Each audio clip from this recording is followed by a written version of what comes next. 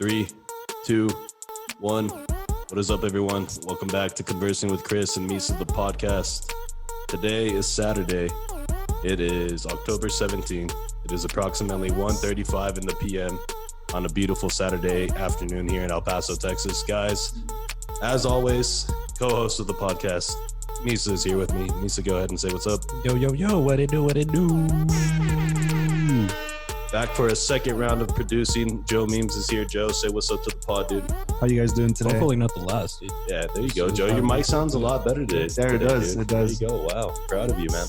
Also, guys, for episode 47 of Conversing with Chris and Misa, the podcast, we have very special guest. His name is Brandon Coates. Brandon Coates, say what's up to the podcast, man. Well, hello, everybody. Hey, Brandon. How are we all doing? We're doing good. We're doing good. We're Thank doing you. a lot better that now that you're here with us, man. And thank you for being on the podcast. Number Of course, one. man. Thank you so much. Misa reached out to you on Facebook Messenger, right? Yep. I just shot my shot, man. Yeah, that's what we've been doing 2020, shooting our shot. Hey, go for it, man. Trying to talk to as many people as we can on this podcast. So, guys, number one, thank you for being on here, Joe. Thank you for producing us today. Misa, thank you for coming back. This is back-to-back podcasts, you know? Yeah, We've done that before. So, in order to get this podcast started, there's a tradition that we have to abide by. And it goes something like this. We have to crack open our celebratory beer. So, with that being said, guys, let me indulge. Cheers, guys. Cheers. Cheers to everybody. Brandon's not drinking anything, but No, I got to go to work after this. okay. If you need water, if you need anything to drink that's not alcoholic, we got you. We do have some stuff All right, for you you. do? So, surprisingly, yes. I didn't know that. So, let's get into this podcast, guys. We got a lot to talk about.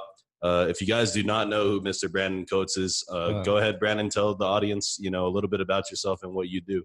I'm the producer of the Buzz Adams Morning Show. I've been doing it for about 5 years now, and love doing the morning show. The hours are definitely take some getting used to, and then I also do a podcast with Shim Moore, the former lead singer of Sick Puppies.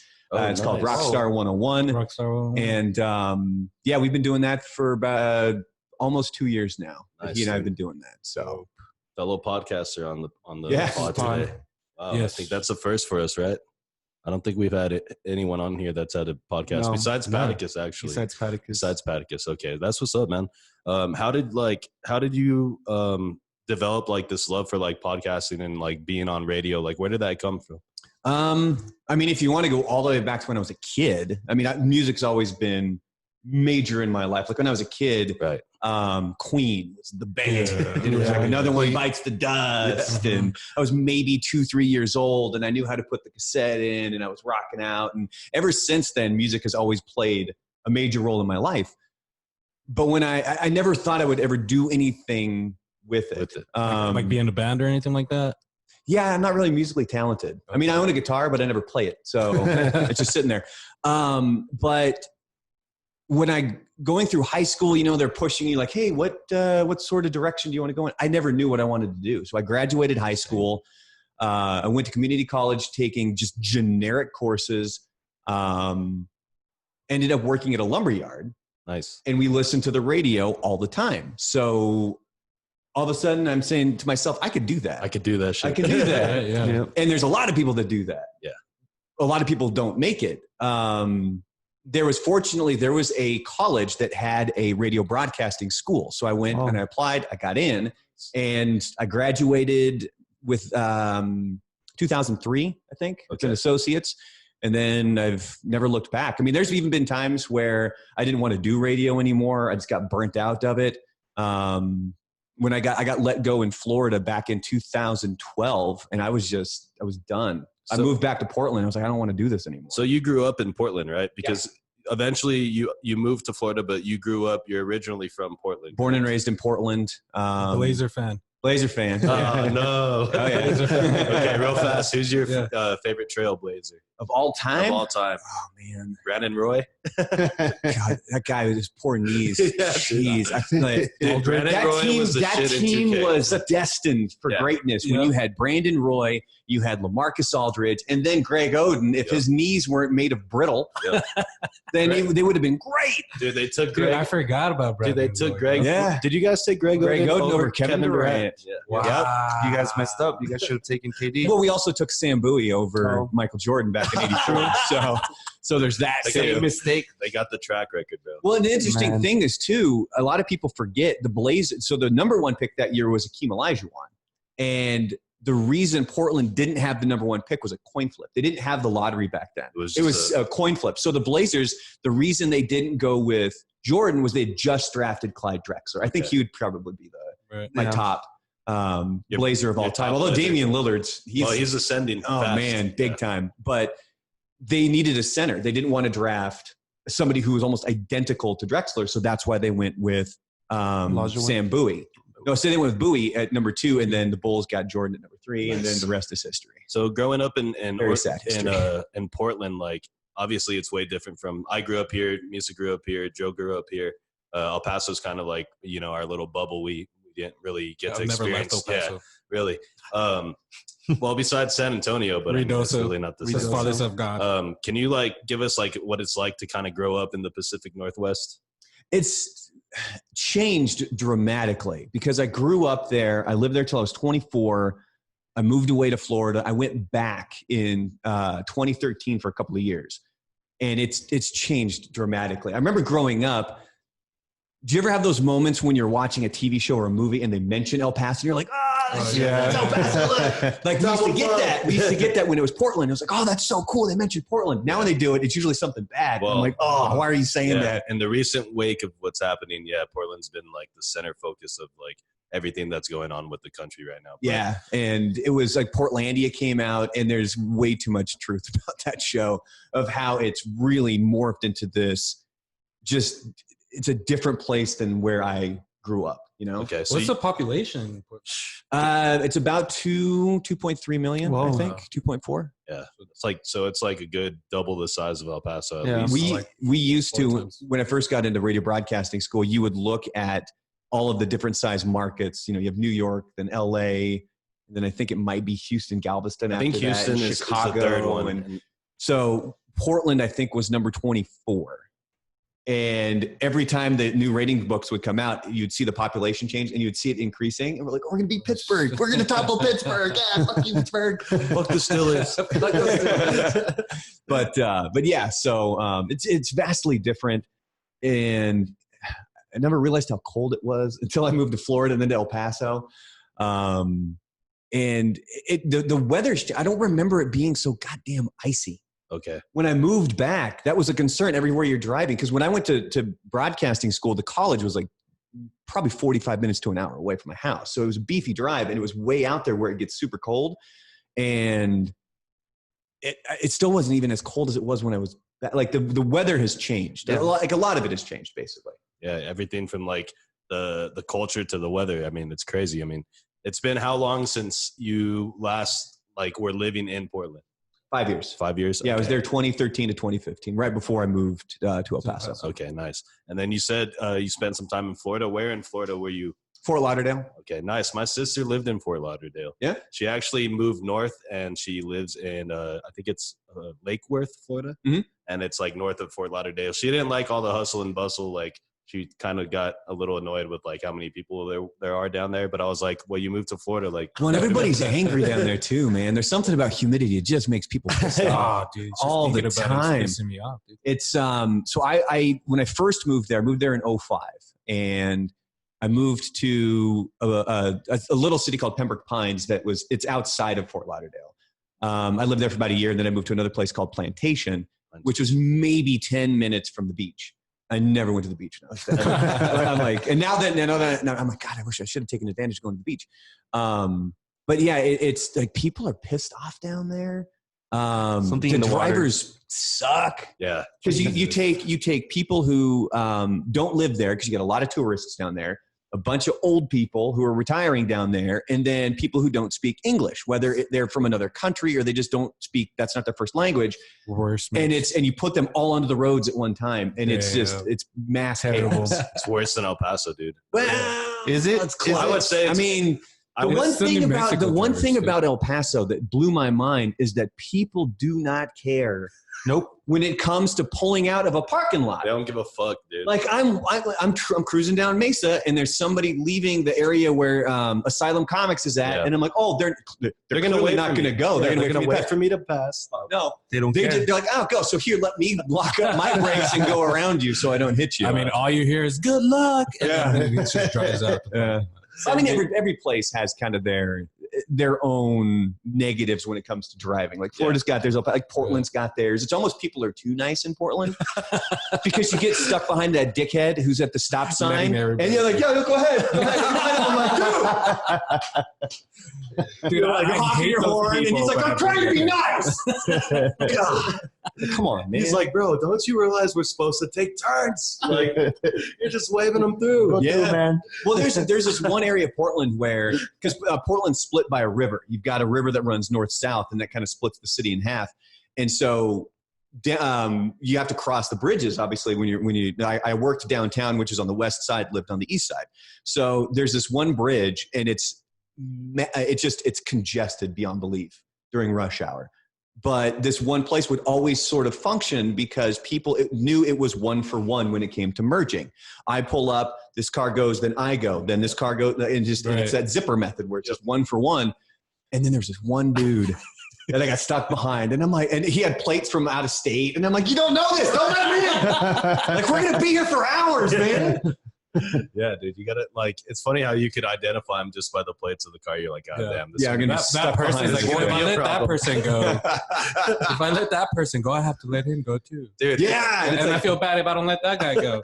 You know it what? got to the Keep point going. where I was like, you know what, if I just tap it, like if I just ease up, and I'm like, on his bumper a little He'll bit. get it. He'll be like, Yeah. oh shit. I gotta go. Go, dude. Dude. And before coming to El Paso, had you been here before? I visited in 2012. 2012. Yeah, so when I was in Florida, the reason I'm in El Paso is my boss, Kevin Vargas.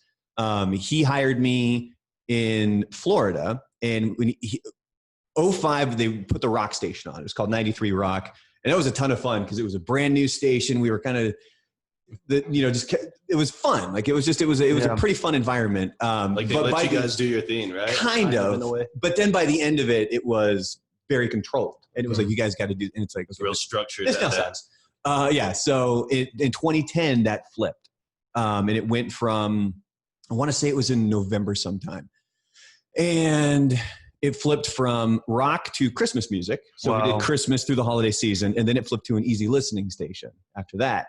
And I knew it was different because I was the production director down there, and I knew what changed was when I went from doing commercials for erectile dysfunction to commercials for menopause. Like that's when you knew. The target audience fucking switched up. Yeah, that's when you knew. That's when you knew.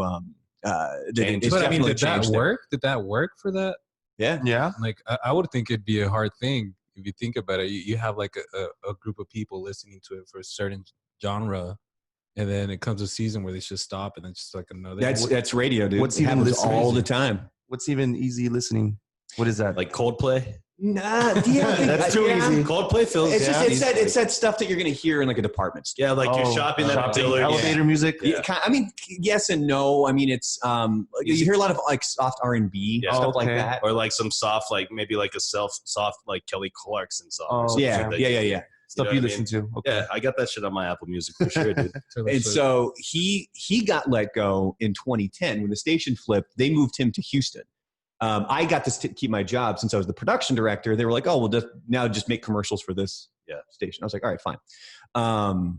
So he got the boot, and then in Houston, he only lasted like 9 months, and then they flipped that station really quick. Like they clearly had other plans, but he got this amazing package, like a severance package, where he could just kind of sit and decide what he wanted to do. And the El Paso job came up for him, so he ended up moving here because before Florida, he lived in San Antonio, and he and his wife are Texas. Yeah. They love being like Texans, Like love it. Texas through and through. best country in America. Absolutely, man. And so he had moved here, and then I got laid off in 2012. Somebody from our building called him. They're like, "Hey, Brandon just got let go." He called me. I wasn't even home yet, and he was like, "Hey, would you ever think about moving to El Paso?" Damn. Just And I'm like like, Damn. "Sure." So, I mean, I'm in my car and all of my stuff from my office is in there. Like I just got the most like devastating news. Yeah. And I was like, sure, I guess. Yeah. So, we went. You And I look back visited. like, yeah, well, I ain't got Like, nothing wait. else to do. Yeah, No, I'll no take it. shit. He's like, So- where's El Paso? Yeah, it was, at the time I didn't even know, it's right on the furthest west city. And, I just knew it was El Paso, Texas. Didn't realize where it was. So Mexico. I flew out here in 2012. It was actually October too. Because the first time I ever met Buzz, he was dressed up as a Sasquatch for the haunted house. That'd be like the perfect way to meet Buzz. That's like a hell of a first Yeah. impression. Yeah. So that was the first time I ever met him. And then I went and had lunch with him the next day. But that was 2012. And then the job never even really came to fruition until 2015 or so. Because he'd offered me a couple of other jobs. Like they had their production director leave here. And I declined that job. I was like, I don't want to. Yeah. You have to deal with like the salespeople. And we have a great sales staff where I'm at now, but I don't want to be the production director. Yeah. Like Duke does that stuff. And Duke's got a lot more patience than I do. You're like, that's not for me. Bro. Yeah. So I turned that down. So when you meet Buzz Adams and he takes you to lunch, where does he take you? We went to Carino's Hey. Johnny Carino's. because it was free. Because it was constant. That's the thing. It was That's the thing. We always have, because there's certain clients that we deal with a lot. It's usually Carino's or Mesa Street Grill, Yeah, or Mesa Street Grill is there's fire. certain places that they go, and that just happened to be where we went. So. Buzz is like, hey, this one's on me, man. This one's on me, man. On the station. I got you. It's like, we're gonna have a nice little Italian lunch, dude, and we'll get this shit going. No, it was our other boss, Brad. He was the one that Really? yeah. Okay. Yeah. So that lunch meeting was with Kevin, Brad, and Buzz that day. So like your first impressions, like once you actually moved to El Paso and started working at the stations, like what was your, like, how did you feel the vibe of the city? Like, was it different from anywhere else that you've been? It felt a lot more like a family community. And apparently that's because everybody here is related anyway. Hey, yeah, you're talking to the right guy here. Everyone on the west side is I'm dating his cousin. He's dating my cousin. Yeah. And We're then- not making that shit up. and then That's for real. my girlfriend and his cousin are dated. They're related to married to my best friend who owns this house. So we're just everyone on the west side in El It's all Paso related to dude. Chris. Yeah, it's a web, and I'm like at the center of it. You know what I mean? It just builds out on its own. You know Like what I mean? when I meet somebody, the first thing I do is I ask them, "Are you related to Chris?" That way, you know. 90% of the time, it's like, Yeah. "Yeah, that's my cousin." That's my cousin. Okay. Yeah, you see, it's interesting that he said that he brought it up, that like right away you feel like, I mean, I'm sure you feel like a community vibe, like in most places, but like a family type of vibe, that's like different. And I feel like that's unique to El Paso. You know what I mean? Yeah. Well, it's a good city because it's big enough that it gets a lot of big stuff here. Yep. Like, I mean, hell, we had Metallica here Yeah. a year and a half ago. Mhm. So we get like the big shows. We have the Plaza Theater where we get Broadway shows and things like that.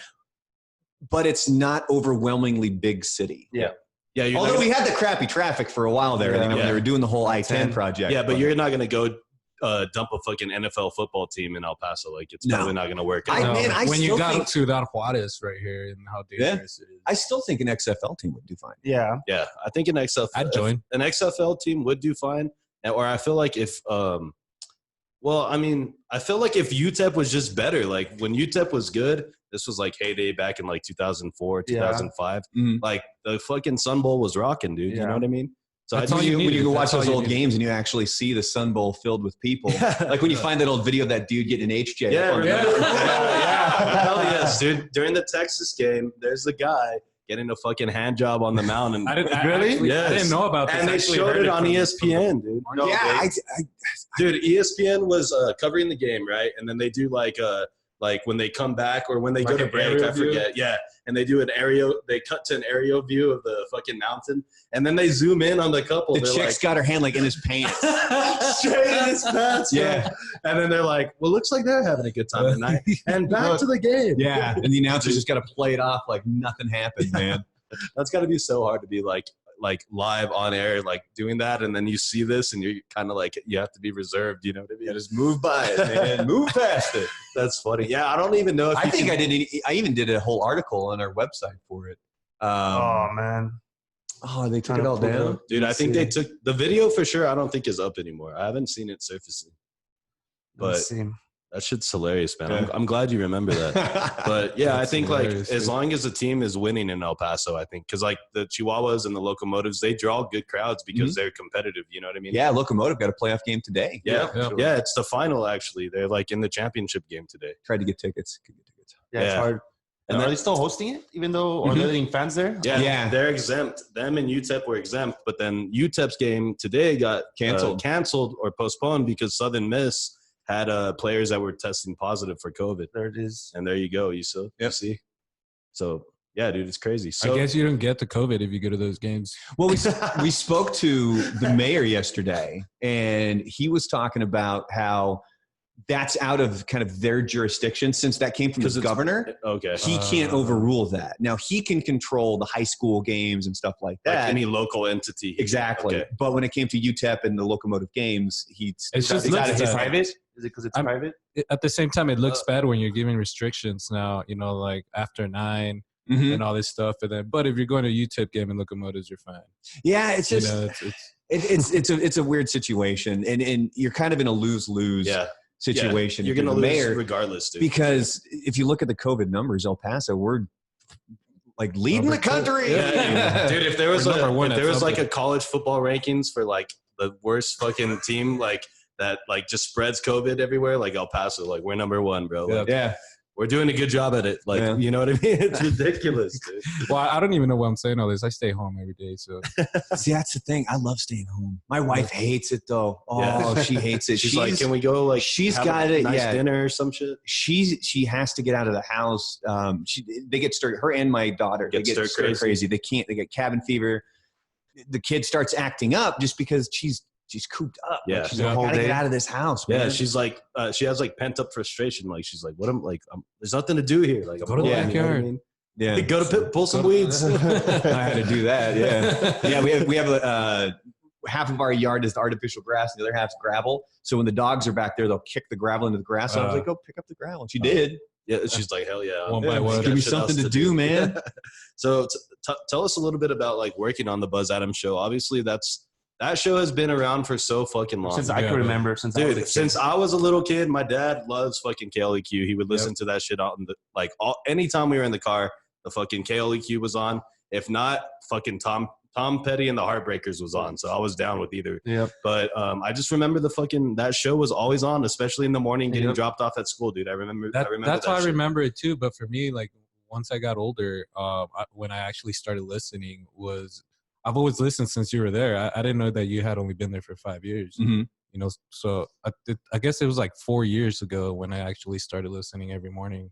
Well, it was one of the reasons I moved here. I had a couple different job offers. I was only working part-time in Portland, and I just needed something, and there was no full-time work in Portland. And when I first moved back, that's one of the times I wanted out of radio. I was tired of it. I didn't want to do it anymore. I had some bad experiences with it. But then I couldn't find a regular job in Portland, so I had to take a radio job, and I met some really cool people there. And some just really genuine, nice, good people. So they kind of rejuvenated that. So then I started to look for jobs elsewhere. And this was one of the ones that was offered to me. And when you look at the ratings and stuff, it's not even close. Yeah. Like from Buzz through the whole day, KLAQ is number Yeah. one. Yep. And so I'm telling myself, why would I not take advantage of that? They had been talking about doing syndication for a while now. And they were going to bring me in to kind of run that because they were moving Mondo over to sports. So I took advantage of that. And that's what kind of helped me make that decision to come here. Plus working for Kevin's great. Yeah. I mean, I love working for that guy. So when I first moved here, we weren't on the other markets. It was just El Paso. And then I think I moved here in August 2015. And then by October was when we kicked the network off. So we were in Midland, Abilene, and San Angelo as well. Midland is no more. They took us off of that. They station. took you guys off there. Yeah, they Okay. they took us out. They put on this other show that apparently isn't doing too well. So They're lost. They're It's lost. okay. Ha. So one thing that I found interesting about what you said is how the radio station in Portland kind of rejuvenated your Mhm. love for radio, right? So do you owe It that- was a country station. I love country music, dude. Hey, too. Country good. music's the shit. There was- Maybe there's that's no- why. that see, and here's real quick. Here's one thing that El Paso really needs to learn to embrace is the fact that rock stations are leaving everywhere. That's what happened in Florida. We flipped it in 2005. It was gone in 2010. In Portland, there was a heritage rock station called KUFO that flipped in like 2008, 2009. It had been around for 30 years. Wow, dude. And it was gone. So imagine KLAQ going away. It's that whole But that was the thing is that El Paso embraces KLAQ. El Paso's a rock town. Rock Yep. town. Yeah, I mean, for it's sure. a major selling point for me. So do you owe a lot to that station for like helping you get to this point? Like, Oh, absolutely. like, okay, that's what I was Absolutely. thinking. I feel like in that moment when you are able to realize like, hey, this is like very important because it rejuvenated something that now has brought me like now you're doing this show with Buzz Adams, and like, I'm sure at that moment you were like, I don't even know if I should be doing radio anymore. And now look where you are. Well, I'd already started to move on. When I was in Florida, after I got laid off, I went back to school for a degree in computer science. Okay. And I lasted maybe 2 terms and like $20,000 later in student loans. And I was like, I can't afford this. Yeah. I worked they had a radio station on campus. I worked there. Campus radio. Yeah. It made garbage money. Yeah. It was very poorly run, which was one of the deciding factors of me. Like if it was better run, I probably could have stuck it out, but I couldn't do it. I need to be around people that are allowed to be creative, but people are also willing to do their job. And unfortunately, it looked like that wasn't really what was happening there at that time. And there was a reason why they did it, and I get it. It's just, it wasn't a good fit for me, a good fit for other people, just not me. So I left. And when I got back to Portland, and I was applying at Columbia Sportswear and things like that. And I'm not getting any calls back. And I was like, God. Damn, so there was that's this guy crazy. that I went to college with for radio, and he reached out to me.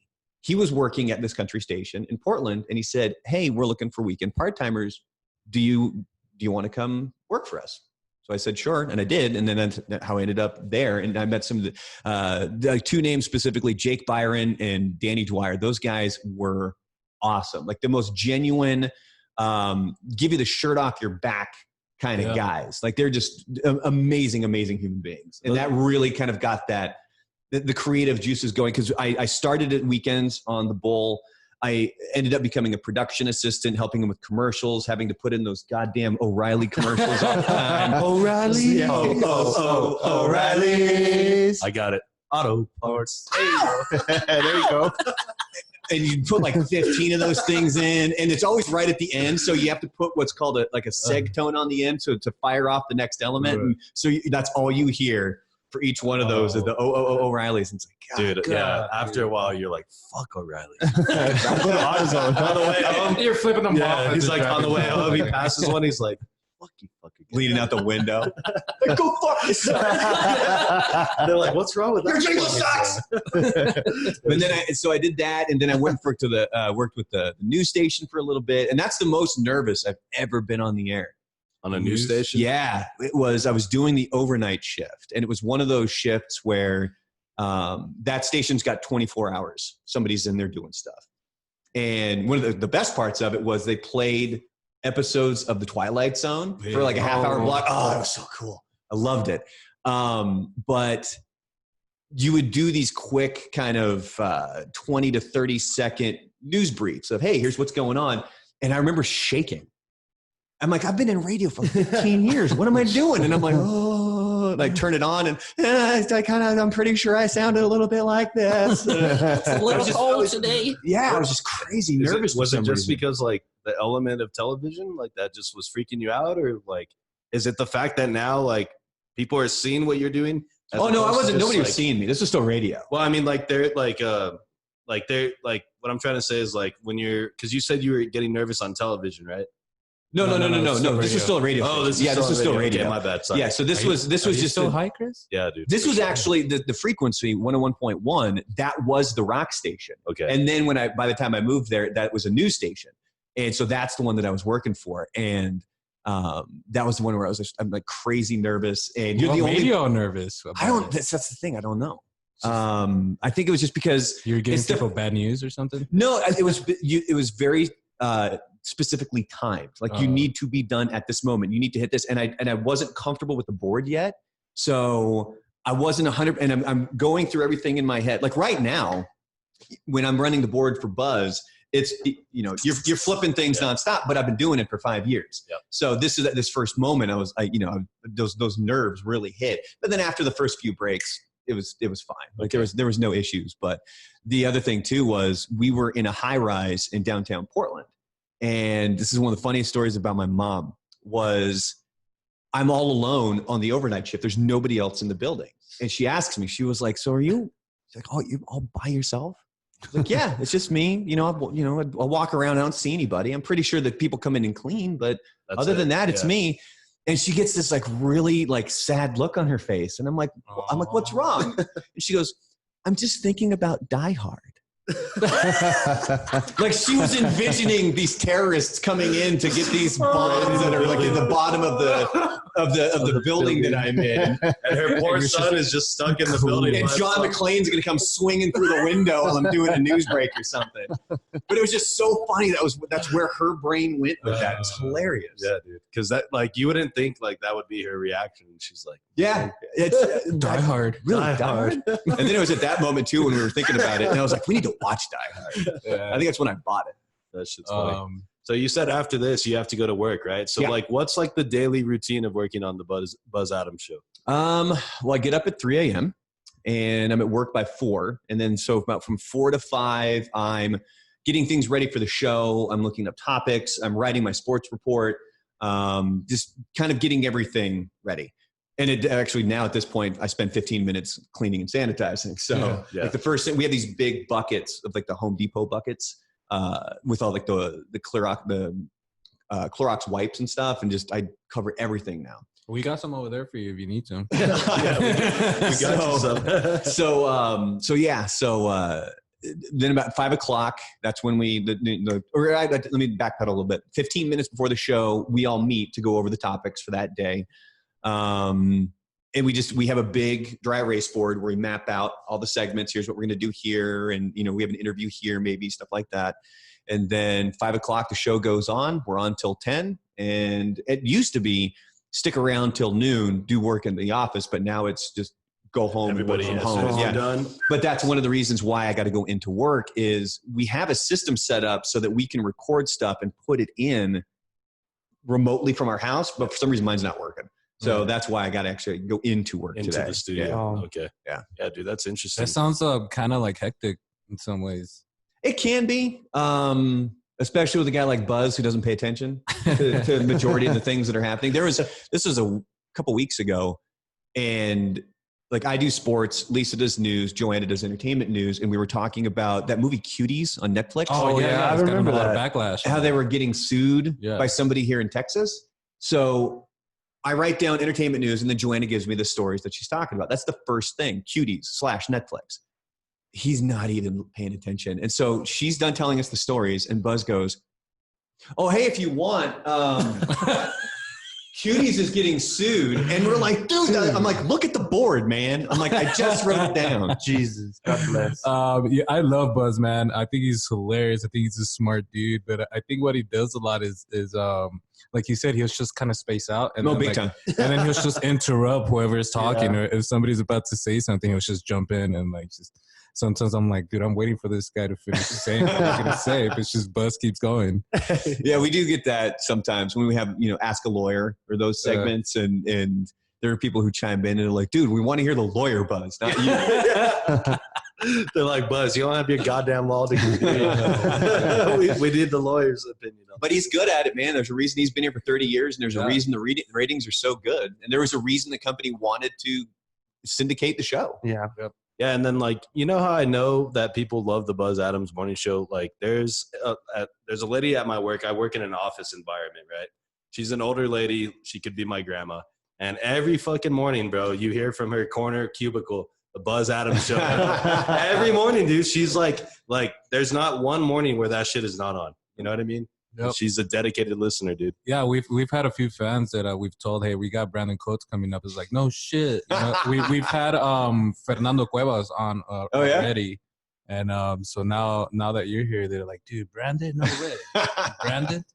Yeah, and then the guy that like always talks shit to Buzz, you know. Yeah, I think like apparently that's my shtick at this point. Is the guy who tells Buzz to shut up. Yeah, which is That's I funny. think It's good stuff. It's good stuff because Buzz does need somebody like Yeah. that. You guys fit perfect for that. You know, it's Well, Buzz. the perfect example was earlier this week when we were interviewing Steve Byrne on the air, and he didn't know who Steve Byrne was. Yep. So Steve Byrne's a comedian. Who is Seaburn? Yeah, I was gonna say. Look at forgive my ignorance. Well, but, so Buzz, there's an old show called Sullivan and Son.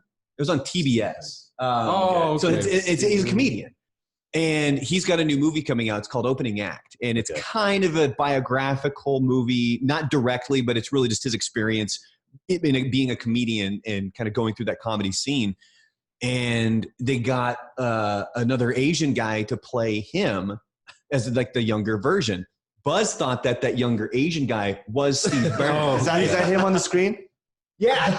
So Buzz, So the dude was like crazy. He was in Crazy Rich Asians and Silicon Valley. Yeah. So Buzz thought you guys were interviewing this He guy. thought we were interviewing him. So the actual Steve Byrne. So we're going through and he's listing all the people that are in this movie. And I it's would like do the some who's shit like who in comedy. Like Bill Burr's in this movie and Tom Burr. Segura. And so a lot of the big name guys from comedy. And I asked him offhand, I was like, but is Steve in the movie? Oh, yeah. He's the main guy. I'm like, no, he's not. And he's like, no. He's like, yeah, it's a fact, 100%. And he's adamant about it for like 60 seconds straight. Buzz He's like, is right. What Buzz says goes. And Joanna chimes in and she's like, Buzz, that's not him. That's not Steve Byrne. And he's like, so it got to the point where he was about to call us racist to be, oh, you think all Asians look alike? God bless. So we got to flip that around on him. And I told him, so you think all Asians look alike? Fucking Buzz, dude. Dude, that's hilarious, dude. I feel like, man, that's. I mean, I guess after being on radio for so long, like you're allowed to do shit like that, right? Like, Well, yes and no. I mean, he booked the interview. oh, he booked it. Oh, God bless. Oh, jeez. Oh my god! I thought like somebody else booked it. Yeah. No, he booked it, and I told Google the guy. Yeah, he's on. He got the wrong guy. It took you what 5 seconds 5 to Google seconds. Steve Byrne? Dude, what I can't imagine is he's like, what, did he book him like over the phone, email? Or? So there's prep services that we go through where we get that's where a lot of the stories come, or bits and songs that we'll play every now and then that comes from them. And then they also have interview opportunities as well. And like that was people who one are doing like the media circuit. exactly right? where you have 10 minutes with this person and then they got to move on to the next one. Yeah. So that's how we booked it. And he just never looked into it. They're like, he just hey, watched the trailer assuming that guy was Steve Byrne. That's hilarious, That's dude. just hilarious, dude. I also saw like I was checking once Misa had hit me up about like he was going to reach out to you. I was looking at your Facebook and I saw that you guys do like an after buzz, right? Used to. Haven't done it was done that it more recently. like during like when the whole quarantine was like really, really popping? No, that started shortly after I started because we had the YouTube stream. So we broadcast it used to be on YouTube. Now it's on Facebook. Yep. And we would get a lot of questions during the show. And we decided, well, let's do an AMA. Yeah. So we did it after the show. And it just started as the Buzz Adams AMA. But I liked doing it. Everybody else was like, it's extra work. This sucks. Nobody wanted to do it. Extra and work. I was like, that's like, if you guys don't want to stick around and do it, I'll do it. And then we just ended up calling it the After Buzz because it was after the show. We did it Wednesdays. And the time would move around kind of depending on different things. And I had some pretty big guests on. I had Lou Ferrigno at one point. Jim Brewer, he was awesome. Oh, Nice. Dude, he's the whole reason I got to go to Metallica. So Did you ever get like starstruck with anybody coming through? Or who was like the one like interview? I don't know. That you were like, holy shit. I mean, early on in radio, I think I did. I think one of the bigger ones was Ryan Stiles from the Drew Carey Show and Whose Line Is It Anyway? Right. I got to meet him. It was a real brief. I just printed out on a piece of paper his picture and I had him sign it. And I got it sitting in a box somewhere. Awesome. Korn, I think, was a big one. Oh, And that one wasn't even hey, let's sit and shoot the shit. It was that one where they're sitting behind the table and then you just hand them the picture. They sign it. And maybe you shake their hand and you just kind of move along. Yeah, move on. All right, get out of here. Really starstruck with them. But I don't know about starstruck in general. I make you. Yeah, I don't know. I mean, there's people out there that I definitely would be starstruck by. But I don't think it's to the point now. I really don't, it doesn't, like, I know they're just, it's like us, right? It's like we're just normal human beings. Yeah, it's just that they make a crap load of money to go be famous. Yeah. They're just a little bit like, well, they're famous and like, it's just a little different than for them, but they're kind of like, they're the same. Like yes. us. Like Jim Brewer was a cool one because I used to watch him on Saturday Night Live quite frequently. And it was really cool to meet him. Chris Kattan was a lot of Saturday Night Live guys. This guy's funny. Were really cool. They're real personable. Huh? You know, I was just thinking. I remember looking up some videos for the AfterBuzz, and there's this video that somebody had edited, and I think it's all of you guys there. It's you and Buzz and Nico and Lisa, and I think you guys were testing out like tacos or something. Mm-hmm. But when the video starts, you're talking, and Buzz is just like zoning out, and then somebody zooms in into his face. Yeah. It's just the whole time. Yeah, you got to kind of give one of these every now and then. Like, hey, buddy, Yo, snap to it, bro. Wake up. Yeah, we used to do a lot more videos. We don't really anymore. I'm not really sure why. It's just, I think those were fun. Especially like when I would see you guys go live like on YouTube or now on Facebook. I think it was fun when you guys would like do like a challenge. Well, we used to do Buzz versus Brandon, and that was just really sporadic. That wasn't anything that was planned. It started out, this is because, you know, he's dropped a ton of weight. Yeah. So when he was kind of at his peak, he was laying down on the futon in his office, and I made a bet with him.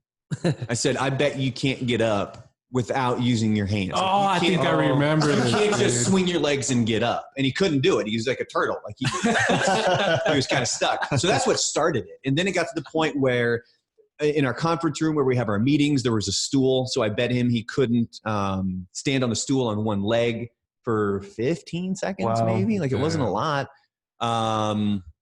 We did the cream pie challenge, which was the one where we were just chucking pies off the roof and you're trying to hit the other person in the face. And I forgot he's deathly afraid of heights. And I was the first one he threw, I was like, how did he miss so dramatically? Because he wouldn't go to the edge. He just kind of goes like that. Just he wouldn't even look over. No, he can't do it. Gosh, what were some of the other ones that we did? Was there something you did that you regret?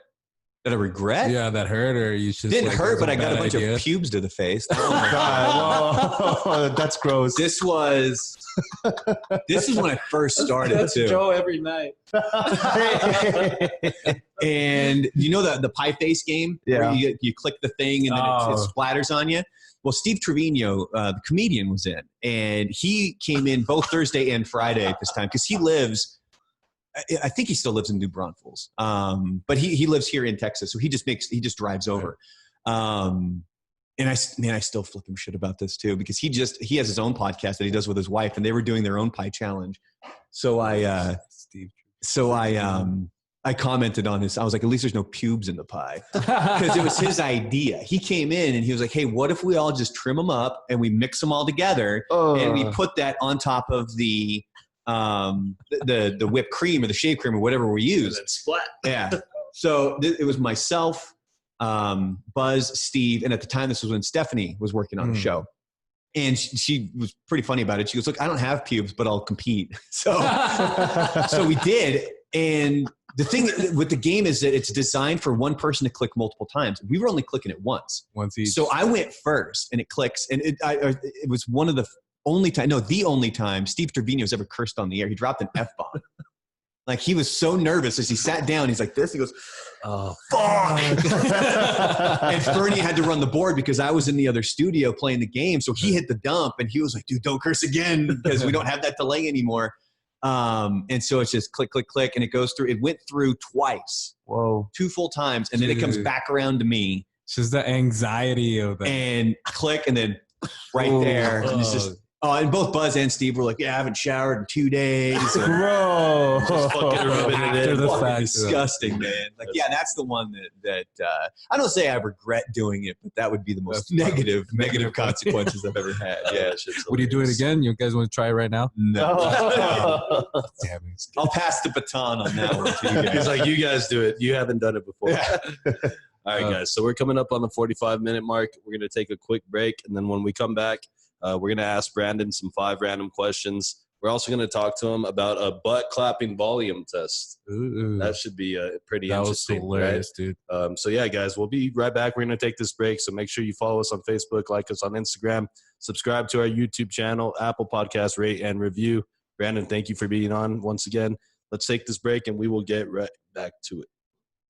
All right, guys, we are back from break. Episode number 47, Conversing with Chris and Misa, the podcast featuring Brandon Coates. Brandon, once again, thank you for being here today. Yeah, of course, man. Brandon, thank you, bro. No, this is fun, man. Yeah. We're going down memory lane, watching a whole bunch of old videos. Dude, we just and- spent like an hour just watching Buzz Adams' YouTube clips. You guys know I'm glad. I'm Yeah. glad that camera's still recording. Find the KLEQ channel on YouTube and then go to the Brandon versus Buzz playlist. That shit is hilarious. Dude. It's We- gold yeah, we watched literally like 8 videos and fucking Hilarious, some good dude. shit on there. That was Shout fun out stuff. to Buzz, by the way. Brandon got slapped in the face with some pubes, and we got to see it. That's how it all was great. started, yeah. And then he slapped Buzz Twice, once with the fish. twice. We'll put a link. And then We'll he put a told me it link was- up on our page Yeah, for you guys. we'll to- link this below. So, but yeah, dude, like I said, thank you again for being on the podcast. How are you feeling the vibe today? Good. You guys got a Awesome. good little setup here. This is fun, man. Yeah, dude, it's cool. We really like it. It's been a long time coming. I used to do this podcast on my phone, recording with my Apple headphones In his garage. in my garage. Well, Eventually, you're certainly And then- past that now, man. yeah, Yeah, and we yeah. finally. when now he we're first interviewed me, it was just like a white foldable table and one mic in the middle of the table. And Yeah. We got to start somewhere, man. here. Yep.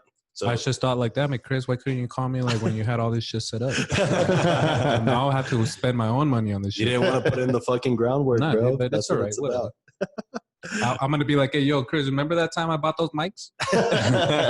So we were doing, me and Misa before the show, we were kind of not doing research on you, but just kind of like trying to figure out like a little bit more about you and like figuring out some of the experiences you've been through. And we found an article. I don't know if you wrote it. Did you write it? It was on. I think I probably wrote it. Yeah. Yeah, it seems like it was written by you, but it was about a time that you went to a music festival and fucking you had a panic attack like Yep. within the first 30 minutes. So go ahead and tell us a And, little and bit the about thing that. is, before you start, man, like there's this article. Where did we find it on the KLEQ? Yeah, we website? just we were looking Brandon Coates on Google and we found the article on Right. KLEQ's website. and they have pictures of Brandon with EMT people. Oh yeah, and yeah. this guy's just rocking on my out that whole Facebook time. page, and It's hilarious. Dude. yeah. So that was nuts, man.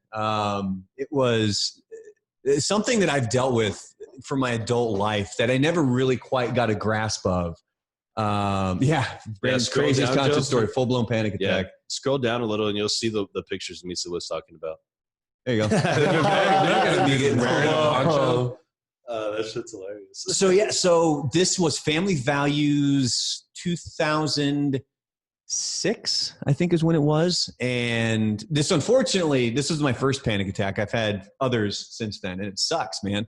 Like, have you guys ever had one? No, I was gonna say, did it start off like now that you're an adult, or has it always been an issue? It's something that this was the first one, and I mean, looking back on my life and kind of how I've been, and not to get too deep on anything here, but like I've dealt with depression and anxiety for a majority of my life at this point, but I never really grasped it, and I never really realized it until you recently. never really acknowledged it. Yeah, right? until recently. And I take a lot of steps to, I used to be on all kinds of different drugs to try to balance it out, and I don't like that. Fortunately for me now, like working out and meditation is a way to Helps you out. to kind of Hey, if make you it need any help with that, call up Chuck, man. He does that, The psycho or the hypnosis. hypnosis. Oh, Yeah. okay. Yeah.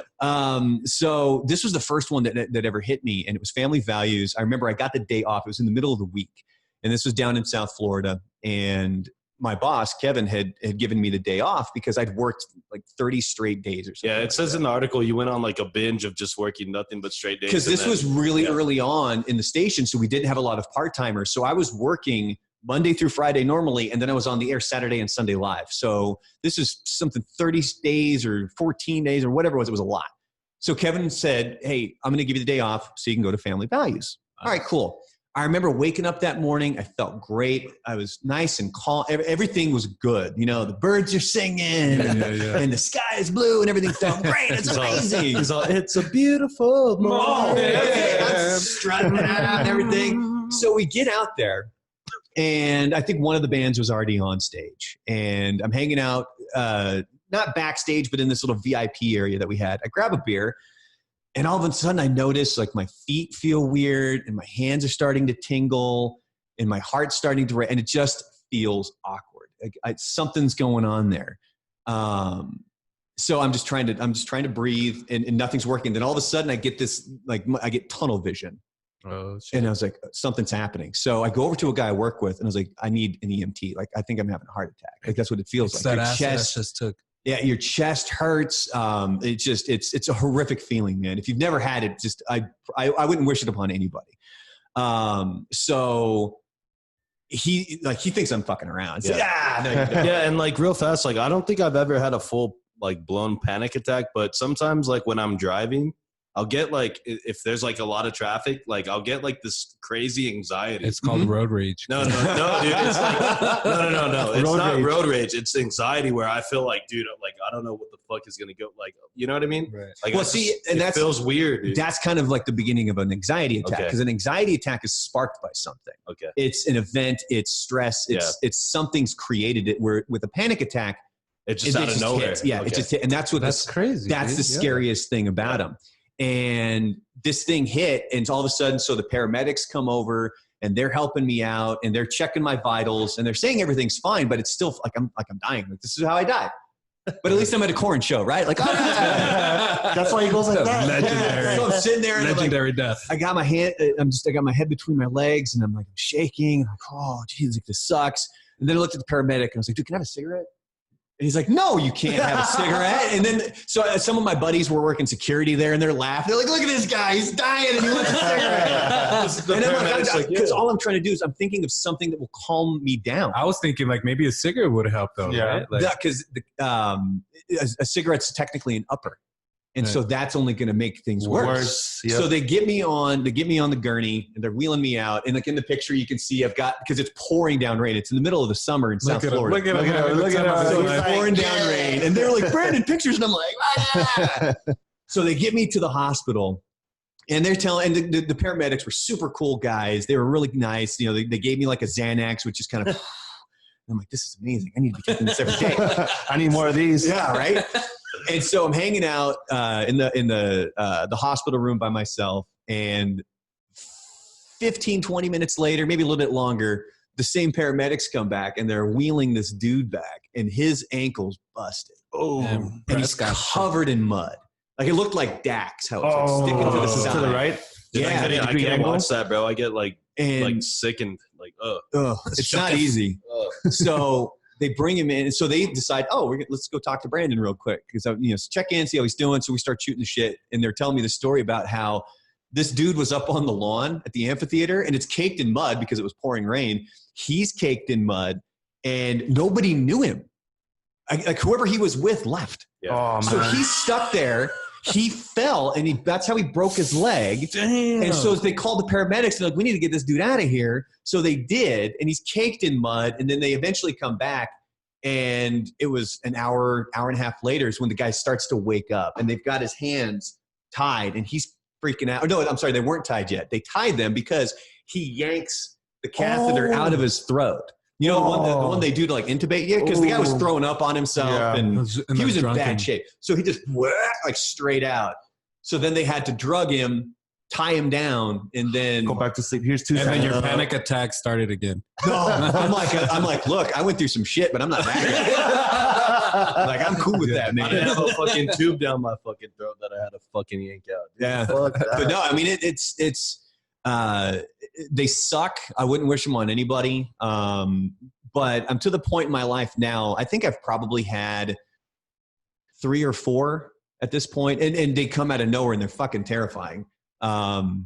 but I've been able to get off of all the drugs. I'm able to kind of, I mean, the only thing I really ever take in the morning is fucking turmeric for my bones because I'm so fucking sore all the damn time. I'm an old man. But no, and that's, I've even written articles about meditation and stuff. It's something I'm really into because that's helped me immensely. So if anybody is listening to this and they need help, I'm always more than happy to help anybody. So it's really more, in your opinion, it's really more of like a mental thing. Oh, big time. Kind of like having yourself in a good state of mind. It is, but that doesn't mean I'm never going to have one again. Right. You know what I mean? Like I know it could, but I'm able to control it better, I think, or I'm at least in a better mental state. So yes, if anybody is listening to this and they ever need assistance, if they're going through shit like that, or if they need help, I'm an open door. If anybody needs to reach out, you can find me, you can email me. It's Brandon@buzzadamshow.com. You can go to the Buzz Adams Facebook page and send me a message. So if there's anybody who needs that help, I'm always. But only for people that are subscribed to our YouTube. Click subscribe, then send the message. There you go. Yeah. It's kind of funny that we're talking about this because yesterday we had DJ Sansans on here. Shout out DJ Sansans, by the way. And we had a discussion about mental health and dealing with anxiety. And like when you say meditate, is that yoga or what is that? What? It's just straight up meditation. Meditation. I've used, since I was 15, 16, I've always looked into meditation. I usually would make it more for sports because I would try to get in the right spot for sports. But I would do it off and on, but I never did it consistently. And the thing that really put me up over the edge is they have the apps now, like the Calm app. I paid for the subscription and now I do it daily. Nice. And there's a bunch of different things. You can do a guided meditation. You can do music. You can also just sit in silence. And all of it shows benefits. And that's one thing. There's a great show on Netflix. It's a limited series called The Brain Explained or The Mind Explained, I think. And one whole episode's about meditation and how it truly rewires your brain into being able to deal with things better. Like I've noticed that since I've started doing it daily, the stress levels are down. I'm a lot calmer because, going back to when I was a kid, I had a nasty fucking temper. Like when I played sports, I got kicked out of a lot of games, baseball games, soccer games, arguing with the umpire and shit. And so this is at least, and don't get me wrong, I still have my moments, but no, it's something that really helps, and it's truly just 10 minutes a day. And there's other days where I do more. And then one of the things I do is one of the things that it stresses too is just being in the moment, no matter what you're doing. If you're doing your laundry, if you're vacuuming, if you're going for a walk, observe more things. Like there's a walking meditation that it does, and you can do it with the sound or without the sound. And if you do it with the sound, it's like, take a look around. As I'm walking around my neighborhood, I'm noticing parts of these houses that I've never noticed before. And it's a different way to look at things. And it's a way to calm down. Takes your mind off of like everything else. Cause if it's right, if you think about it, when you're walking somewhere, it's like, you're on autopilot. Are you thinking about is, what you're going to do when you get to work or, throughout the day and shit like that. And what DJ Sansan has said, which is pretty much what you're saying, I think one of the first steps is to acknowledge that you have that issue. Well, and that's one of the things I fought for a long time, man, is the depression and anxiety, because it was really the anxiety was from depression. Because the thing that everybody thinks is like, oh, I'm sad. Oh, you know what I mean? It's like, no, that's not it. Like I noticed for a time there, I wasn't motivated to do anything. I didn't like doing things. The things that used to give me joy, and I fucking hated that. I'm like, dude, what happened to me? Like, where's the Brandon that used to love going out? Where's the Brandon that used to love doing these things? And the person that really kind of pushed me was my wife. And it was mainly because she's like, you don't want to fucking leave the house. What are you doing? Like, I want to leave. So I'm like, she's right, man. She's got a point. Like, I'm a stick in the mud.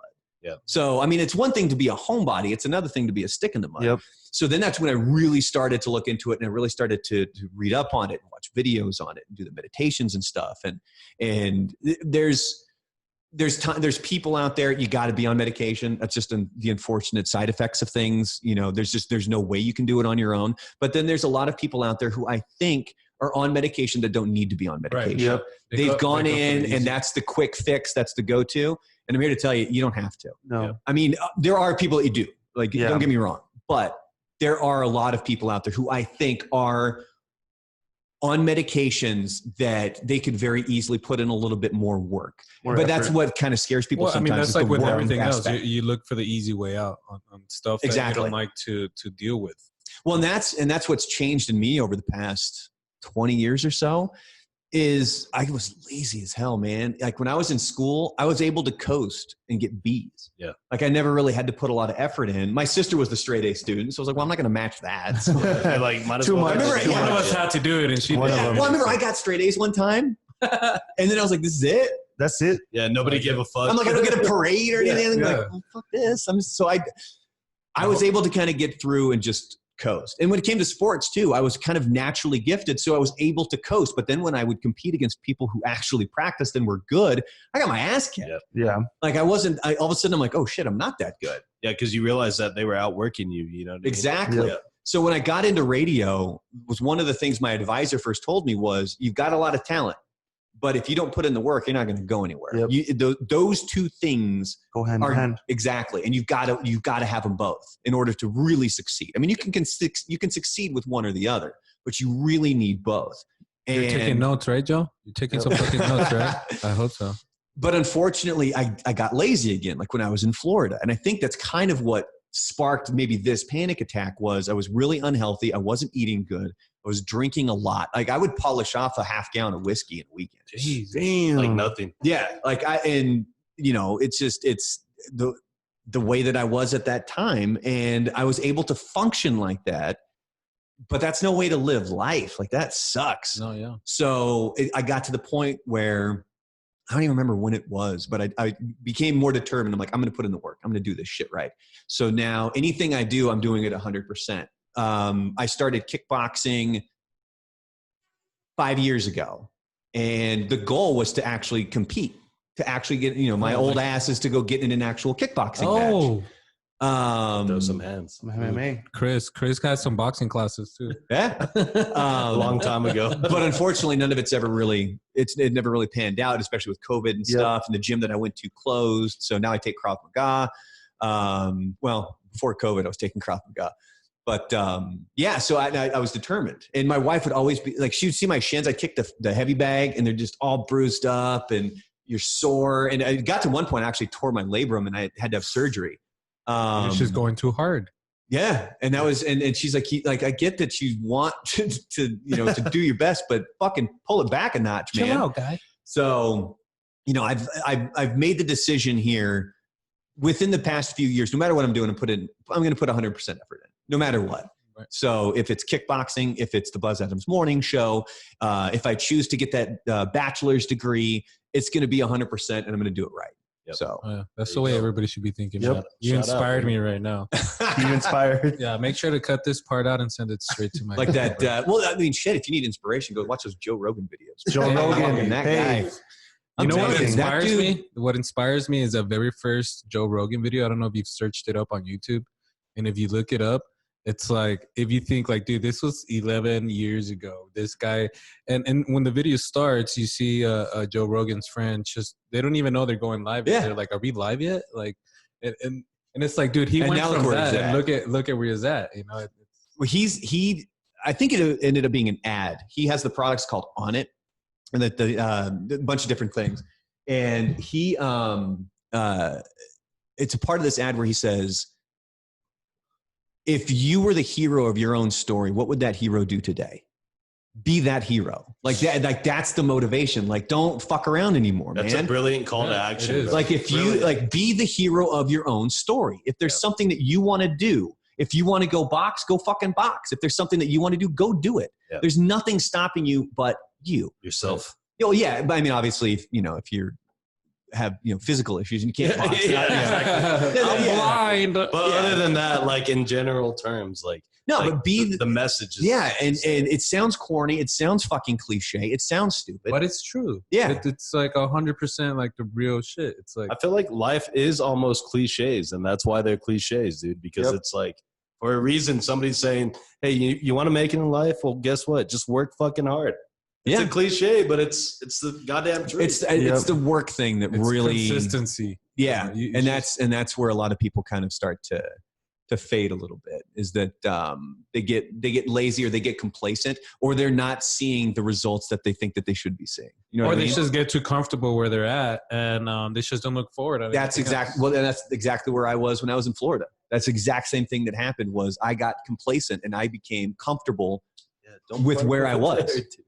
And that ended up biting me in the ass because I didn't, when I got laid off, I didn't have any backup plan. There was no jobs to be had. That's why I enrolled back in school because I realized, shit, if this goes away, there's nothing else here. Yeah. You know what I mean?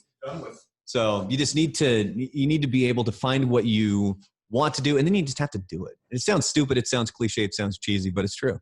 Yeah, no, it is. I mean, there's a lot of, like what you said, there's a lot to say for actually getting down and actually doing something, you know, you know what I mean? Like, for example, I had said I wanted to start this fucking podcast for like years, dude. I had always just said like, oh, one day I'll start a fucking podcast. And then one day I saw, shout out my cousin Paticus, I saw him on a podcast and they were like already like 15 episodes deep. And then he was like, dude, all you got to do is do it. Just download the Anchor app. Fucking Anchor's dope, man. Yeah, and that's how we broadcast Rockstar 101. Yeah. We just go through Anchor. Yeah, Shout out Anchor. Yeah, we use Anchor and then it distributes everywhere that you need. It's like so it makes much it so easier than it easy. used to It's be. all in one. Yeah. And so once I realized like, okay, it's literally this easy to do a fucking podcast. The only fucking reason you're not doing it is because of you're not doing it. You're lazy. Like, you know what I mean? And then after that, dude, once I realized that, then I just figured out, okay, now that we're doing a podcast, like let's be consistent and let's actually do this shit. You know what I mean? And it's one of the things too is you need to know you do have limitations. I mean, I tell my kid this. You'll hear, oh, you can be anything you want. No, you can't. Yeah. I mean, Gotta be you have limitations, but if you know them, you know how to utilize the limitations, but then you also utilize your strengths. Yeah. You know, like I'm going to tell her, like, you're not going to be a 6'6" black guy in the NBA. Yeah. Realistic. Because that's not you. Yeah, you know what I mean? Like you have to take what you're good at and you need to apply that. You also have to realize what your drawbacks are and either work on them or just realize you need to work around them. Yeah. You know what I mean? Yep. And that's something I think that a lot of people miss when they're talking about being motivated or getting something done is they don't realize that there are limitations, and that's perfectly fine. Everybody's got them. You just got to realize what they are. Yep. And then like one thing I thought about too, like working in like radio, like you do, like, did you draw inspiration from anybody? Like, was there somebody on the radio that you were listening to and then you're like, oh, like, fuck, I like the way he does radio. I want to kind of like model myself after him. Like, you know what I mean? His name was Marconi. He worked on 94.7 NRK in Portland. He was the afternoon drive guy. And when I was working in that lumber yard, we would listen to the radio, and he was so entertaining and engaging to me. It was the most amazing show. And there was in that moment, I was like, well, I think I could do that. Yeah. So then I did, and I ended up working with him. Whoa. Nice. I became his intern. Just like a year later, like after that. And I ended up, being an intern for him for a year. It was great. Yeah. And then fast forward to when I was just living in Portland more recently, I ended up working with him again. They brought him back to host a morning show. And we had that awkward, do we handshake or hug kind of a moment? Because I honestly didn't think the guy would remember me. Yeah. I mean, I worked with him for a year, but I was just the intern. The intern. Yeah. Exactly. Disposable. And he sure shit, I ran into him in the hall. He's like, hey man, how you doing? I'm like, I'm doing good. And I go in for the handshake and he goes in for the hug. Oh. So it becomes that weird, like, oh, we're going to kind of do up? this thing. How you doing? Like it was all fucking weird. So we both got a laugh out of it. But he was super cool, man. He was really entertaining. He was really engaging. Made a mistake on the air, and he never really quite. I mean, he's still in radio doing stuff and podcasting and things like that. But he made a mistake on the air that didn't go well for him. Yeah, dude, and that's something that like it can happen just like that. Like you say, you slip up, dude. That's all it takes is that one moment. That one like, moment, you got to be yeah, careful, you gotta be conscious careful. of what you're saying and what you're doing. Yeah, I'm to the point now. So we work with a delay. So what we're saying on the air, when I'm on the microphone, you hear it on the radio 7.5 seconds later. Yep. So if somebody were to curse, I hit the delay and it dumps that audio. So then it's a little bit closer to being in real time. And so it cuts it into 2. It drops it to like 3 seconds or something like that. And I'm to the point now where I'm out in public. If I hear somebody curse, You're like, yo, I'm dump looking that. for the dump button. I noticed You're it like, where is it? when I first moved here, I was waiting at the doctor's office and somebody cursed. They were like, oh shit. And I'm looking around. I'm like, where's the button? Where's the dump button? Dumb button. Yeah. Does all this make you like not curse anymore? Like No, I got a really Did you bad not hear him mouth. just dropping the F-bombs? I got yeah. It's something my wife and I have talked about that we need to address yeah, because we curse too much in the house and stuff. the baby, the kid. I mean, the kid doesn't say anything that's really inflammatory, but it's too much. Yeah. So we started a competition, and the loser had to pay for breakfast today. My wife paid for breakfast this morning because she doesn't realize that truly now. I think one of the reasons too, kind of backpedaling to like when we were in Florida and stuff, and how like I was unmotivated and wasn't really doing a whole lot, is for me I feared failure. Because what if I try and I don't get it? You know what I mean? And that I think stops a lot of people. It does. Yep. Yeah, It stopped stops me a plenty lot. of times. Yeah. And you can't let that. You need to be able to look at that failure or look at that loss as a lesson. So the next time you do it, you're not going in where you were before. I'm back to where I was. No, you're not. You now have this experience that you didn't have before. Yeah. You failed. You Well, know it's like where you what failed. people say. What is it? Is like you haven't won anything until you've lost. Yeah, exactly. Or, you see the signs up, like at the place I train where they have jujitsu, where it says either you win or you learn. Yeah. And that's it. And you got to take them as a learning lesson. And that's something that I started to realize as well, where I was like, I think I was just flat out afraid to fail. So like when I was in Florida, I had a good job. I made decent enough money. I wasn't hurting, but I wasn't rich by any stretch of the imagination, especially in South Florida. Yeah. Cost of living over there is a lot more than it is here. And then when I finally realized that, I told myself, I'm not going to allow that to hold me back anymore. And it's easy to say that. It's harder to do it. But saying it's the first step. Because if you don't, you're never going to get there. You're never going to get past that. You're never going to be able to get to the point where you're doing it if you're not able to tell yourself that. Yeah. And it sounds stupid. You always see the fucking quotes of people on social media. Oh, I can't, like, you're cheesy fucking, hey, today's the day to do something new and fun. It's like, oh, it's my friend's wife that's in a new pyramid scheme. Fucking awesome. And you don't want to be a dick, but But I think it's true. that. I think you're that like, all, no, I'm not buying those weird beans that you bought. But I think all that comes with like also like maturity. You Mhm. know, like you hear all this from like older people, all these quotes and stuff, and so when you're young, you're thinking like, dude, it's fucking corny ass, shut up. Yeah. You know, but then once you live your life and you go through experiences, and yeah, that's when you're like, holy shit, my grandma was right. Yeah. And that was, and I tell my kid this shit all the time because I see her getting lazy with certain things and she doesn't give a fuck. I can see it in her eyes. I'm like, God damn it. Stop being like me. Like That was you. I'm like, that was me when I was a kid. Yep. But then going back to the story with my wife and the cursing thing, she doesn't, she's willing to still make bets with me, which I like, but I'm not losing. Like, Yeah. Competitive. oh, fuck. Man. So, well, shit, I got the scorecard on my phone. Oh, wow, damn, man, competitive. That's what kind of relationship. She's like, I'm not losing this shit. You know what? We should have bet Brandon to see how many beers we could drink by the end of this. Right? It was 52-6. Oh. That's a blowout. Do you guys bet on anything? Yeah, she had to buy breakfast this morning. So Oh, that there you was go. it. But I also didn't include all the F-bombs she dropped when Dak broke his ankle. Oh. Because she's just going, fuck. You're telling him. And I looked at him like, you know what? You're writing them I was down like, like, sweetheart, quick, it's quick. okay. I'm not going to count that towards you. Yeah. But then at the beginning, was it the beginning of this year, I think? Yes, at the beginning of this year, we were going to do a weight loss challenge. Because I'll do decent. I'll work out and I'll eat healthy for a week. And then I just go to complete crap. Yeah. And I'm eating just garbage. And then I feel like dog shit on the weekend. And so I need that motivation. I need almost that competitive. The drive. Yeah. Yeah. So I talked her into doing this thing. So the GNC in the mall had this machine that would take all of your measurements from your BMI and everything else. And so we went in on, I think it was New Year's Day. And we said, we're going to give us until my birthday, which is in the middle of March. And then once my birthday hits, we're going to compare. And we created a grading scale because, you know, men's and women's bodies are different. Yeah. So there's no way that we can compare directly. We need to make it so that it's fair. Make it fair. I kicked her ass. I mean, she did good, but Fair enough. What was the bet? What did you win? that bet. I don't think we bet anything on that one. I think that was just satisfaction. Yeah. Well, I remember I was doing a remote, which is basically where us radio people go stand somewhere for 2 hours. It's like, hey, come on over to this place. And the guy that was working it with me, it was at a bar, and there were some listeners there, and they had bought him a beer, and they offered me a beer. And I was like, no, I got my final weigh-in coming up today. I'm not going to ruin it. And he's like, what are you talking about? And I told him about the competition. And the whole 2 hours, people are offering food and drinks. And I'm nope. I told him, like, I'm not even drinking water right now, man, because I got to go weigh. I gotta go throw up. You're like, I'm working here. Yeah, like I'm gonna run to the gym.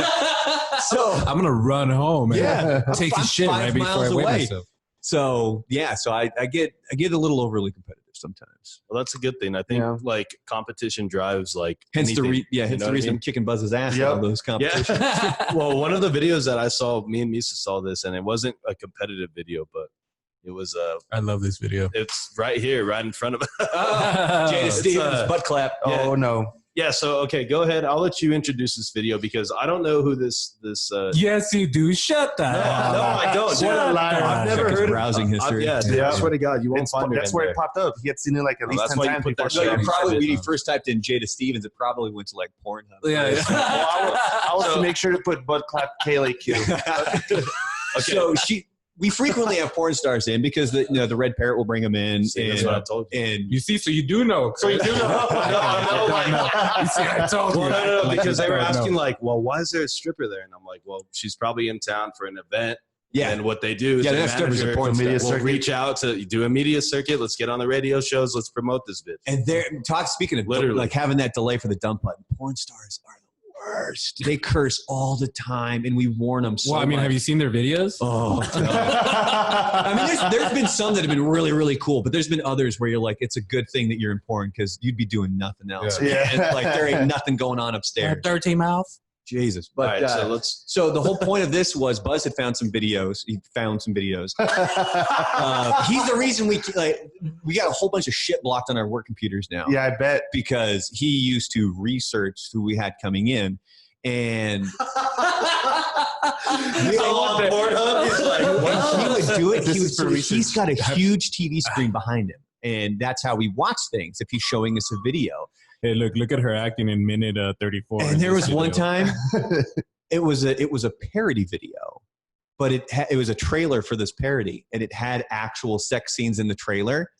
And he's and like Lisa's in there, and you can see, and it's like fucking Buzz, dude. What are you doing? Of course, thankfully, we work with Lisa and Joanna, who really don't like. They're like, okay, it's They fine. understand. It's not- yeah, it's not the end of the world, but Right, I mean, right. that's something that could get you in some deep yeah, trouble. it's still Oh, yeah, respect. definitely. You know what I mean? That's a workplace. Exactly. But he had found the videos of these ladies who were able to clap their butt. And so he wanted to get a microphone in front of her butt, and he wanted to So the whole clapping check it. thing was Wanted just to check like the decibel. Yeah, we're just Right. trying to check the decibels.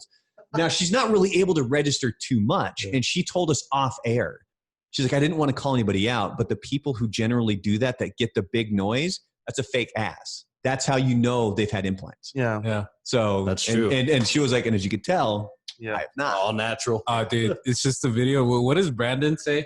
There's a part where he's like, "Oh, it looks great from over here." Yeah. I can't see. I can't help from here, but it looks Yeah, great. he's like, I can't do anything about it, but it looks amazing. It looks great from here. It is just funny. But yeah, this video, guys, if you guys are wondering what we're referencing, it's on the KLEQ YouTube page. And yeah, they have this adult film star get in there and shake her ass in front of a microphone to see if they can get it to read a decibel. Look, dude, she's Yeah, and it wouldn't do. I mean, all in so I there. think in the video it shows Buzz's VU meter. yeah, it does. It and shows. it's really not registering. She kind of gets it going. It's like 6 decibels. But then it was after the fact where she told us, she was like, yeah, the people that do that, they got. and I'm sure fake Buzz knew that implants. too. He just wanted to. He just see wanted it. to see her clap her Yeah. butt. Yeah. Buzz was like, I feel like we should put this shit on Mythbusters. So let's Right? do it. I'm Mythbusters. Bro, that shit's hilarious because, like, yeah, when you watch the video, like, she's trying, but yeah, you see the little meter, it's like, if somebody's like fucking like if the AC is on or some shit. It's like Yeah. barely. And then there's this dude right here trying to put the mic like pretty much in her butt. It's just, like, that's how close it gets. That's funny, dude. So okay, let's get ready to fucking wrap up this podcast. But dude, these videos, dude, these fucking videos, like, dude. I'm just thinking of like how cool it is to like go to work and it's like, what are you guys gonna do today? Well, this adult film star is coming through. We're gonna get a microphone, put it near her ass, and she's gonna shake her ass, and then we wanted to see if it's loud enough. But that wasn't said out loud. All you did is like you went to work and then Buzz was like, Hey, Yeah, like, it's time. dude, that shit's hilarious, dude. I love that shit. Yeah, So, that's what we get paid to do. yeah, So, dude. Fuck yeah, I envy you guys so much. One day we'll be there, Misa. Yeah, one day, One dude. day. One day soon, maybe in a Um, couple of weeks. So what's After this episode airs. what's next for Brandon Coates, like career wise, or like where do you see yourself projecting, like maybe like 5-10 years down the line? I don't know. I know one thing I want to do is I want to keep developing Rockstar 101 Nice. with Shim because that's a lot of fun doing that thing with him. We got a big following at this point. People actually support the podcast, which I find real. I'm like, dude, like it's free. What are you doing? Oh yeah, But That's there's, good, you can like with Anchor, you can have Donations. and they That's all spend the- like that's $5 when you know a you're month doing and- something right. You know, you have people that are really contributing. Yeah, but what he's talking about is on Anchor they have what's called listener support. Yeah. And so what the listeners can do is if you support a podcast, they can like do like a donation or a monthly donation, Mhm. and that way you can like keep creating and like you can keep putting. It out helps new us. episodes. It's a great job because it helps us advertise. So what I'm able to do is we record the podcast. He's in Australia, so obviously we do everything through Zoom. And we record the podcast. We do an audio version that goes up on Anchor, and then the video version goes up on his YouTube page. And then I chop it down into a 30 to 60 second promo of something like funny or engaging. something that's gonna grab the audience, and then we'll go advertise that on Facebook, and we'll pay for the advertisements. So those people that are supporting us really are Are paying for supporting the- us. Yeah, we're not using that to go. To grab bar. a 12-pack. Yeah, we're Yeah. like we're putting that forward into this. So for the future question, it's really focusing on Rockstar 101, continuing with the Buzz Adams Morning Show. Doing everything that we do there because it's too much fun. It's to awesome, man. It's go goof around at I'm work. glad you guys are still around. for So the real. Rockstar 101 podcast, you can find that on, I'm assuming on all major All platforms, Spotify, Apple, Google, Yeah. doesn't matter. You can go to anchor.fm/rockstar101 if you want to go, be a supporter. But I think you need to go support your guys' podcast first. Yeah. So Thank you. We should start that, man. For sure. Well, we like our mantra is let's support the people that support us. Yes, So definitely. everybody that, if you guys want to check out Brandon Coates on his own podcast, Rockstar 101, you guys know where to go get that. Obviously, we don't need to tell you, but that's really cool, dude. And like, I always love talking to people with other podcasts because they're able to like give us new ideas or like give us different spins on like doing the podcast. So I really, or really the other way appreciate around. We've had a few friends that got inspired. At the fact that we have guests on, and shout out to our boy Dre on Wheels. that. Yeah, for real. So yeah, it's always good to be on the other side of that too. yeah, it's Rockstar 101 has morphed over the 2 years that we've done it. And it's a really random thing too, because back when Shim was in Sick Puppies, I was a big Sick Puppies fan. Yeah, they were a I'd big listened to band a back ton in of the their day. music, and then they split up. And I just randomly met him here. He came in to do an interview because he was promoting his solo album, and Buzz happened to be on vacation, so I conducted the interview. Hey, And we hit it off. We did the interview. He went and did an acoustic set over at Sun City Studios. Okay. So I showed up to that. We went and had lunch with him. And I remember this is when my wife and we were planning our wedding. And he had played this one song. It's a really, really deep, deep song called, I think it's Don't Wake Me Up. It's the last track on his solo album. And it's all about going through the shit where you just don't want to wake up. It's not that you're depressed. It's not that you want to kill yourself. It's life has gotten so difficult. Can we control alt delete almost? Yeah. Can we just reset? I don't want to wake up. And it's a dark song. And it's an amazing song. And he was playing that for everybody. And he played it for my wife. And after she heard it, she was like, God, she goes, it's like, my demons. And he's like, oh, I want to use that. Can I use that quote? And I'm like, yeah. I go, but you got to come perform at our wedding. Oh, that's awesome. And he was like, I don't know if I can, but I got a good one for you. He goes, I'll give you an unreleased song. Okay. So we leave, and in the back of my brain, I'm like, it's You're here for happened. it. Like Yeah. he's just talking. He's just saying it, yeah. He doesn't mean anything. But this tells you the kind of guy that Shim is. Where the next day he's at the airport and he calls me, and just to say, hey, I got this song. Only thing I'm asking that you do is you don't post it online because it's never been released, but you can use it however you want in your wedding. And I'm like, get the fuck out of here. Dude, This is awesome. So I'm like, I'm on the phone. I'm like, I got this big old grin on my face. And when I hang up, my wife was like, who's that? And I go, my new best friend. He's a rock star. And she's like, bullshit. And we're playing this song at the fucking wedding, by the way. Yeah. And Nobody's ever heard of it. so the interesting thing is our wedding theme was Up, the movie Up. True. So we had, since I know audio, I had already created this first dance medley of Disney Pixar songs. Right. It had the song from Up, and it had a song from Wall-E, and it ended with a song from Coco when they're actually doing the dance. And I did That's awesome, like an man. actual, Oh, yeah. because my wife used to be in Viva El Paso and stuff Oh, like that. okay. So I told him, like, look, our first dance has to be something. Yeah. It's got to It's got to be big. legit. Yeah. So then we're trying to figure out, well, what do we do now? He gave us this song, and it's the song was all about, I think it's called Give Me Love. That's what the name of the song is. And we're trying to figure out, what are we going to do? We can't cut his song short. Yeah. And we've already got 3 minutes of Disney shit I put together. So, and that was a frustrating thing, because when I edit audio, I'm in my own head doing things. And like, I'm hitting the space bar a million times. I'm listening to the same thing a million times. And it's frustrating my wife. She's like, would you just let it fucking play? Oh, this guy gets too. Oh, Yep. she That's what we were hated it. doing earlier, editing an episode. And like, we were going over the same part like Over and over and and over. over. But So It's like, meticulous. you're listening because you're trying to find that one beat that you can line up here, and so that it flows. You don't want to go from one tempo to another tempo. You try to do all this stuff, and we were like, we can never work together again. But so what we ended up doing is we used his song, and then we cut short, I guess, the Disney stuff, the Pixar stuff, and we still had that. But it was funny because when his song ended, people start clapping because they think it's over, and I'm like, no, fucking stop dancing, man. So then we went into this whole kind of like ballroom dance, and then it ended with us doing the Coco dance. And then by the time the song ended, it ends with a dun dun. And nobody's doing anything. Supposed to clap now. So in our wedding video, you see me going, you're like, dude, where's the? I'm like, yeah, now you can clap. Hello. So, but I had texted Shim that day to thank him again, be like, hey, I'm getting, because one of the things that he and I were talking about is he told me in that lunch with all these other people, he's like, look, if you're getting nervous or anything, because he and I were talking about getting married and planning a wedding and all these things.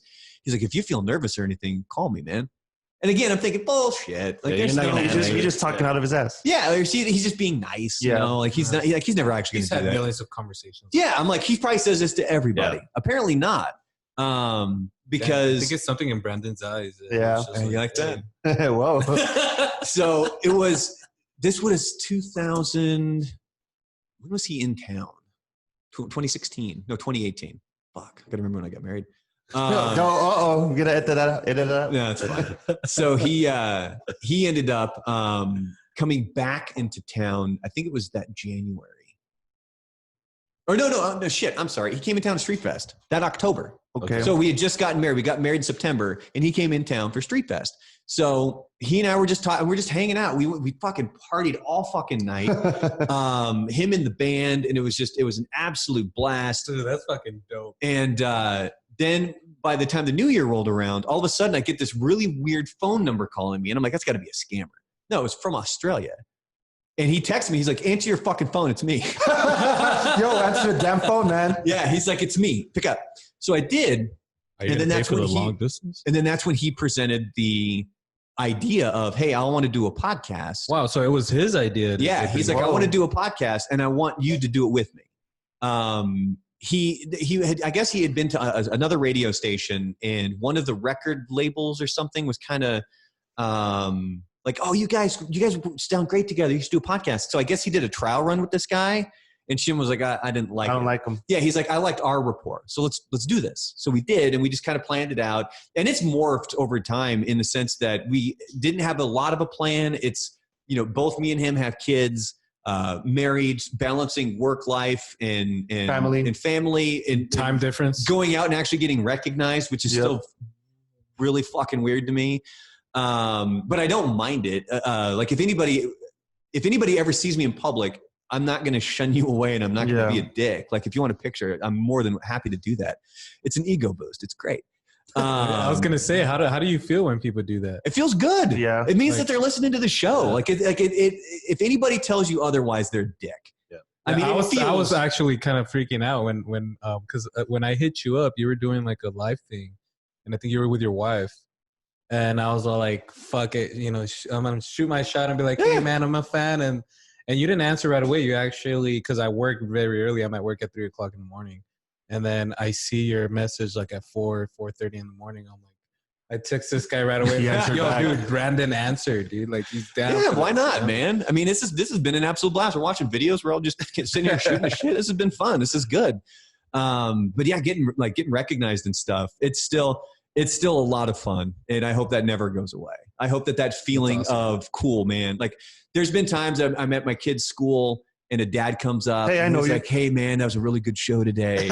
Yeah, that's awesome. And I'm like, fuck yeah, man. Dude, that has to feel good. Yeah. No, it does. And it's a definite ego boost. And it's why I've never understood people being a dick.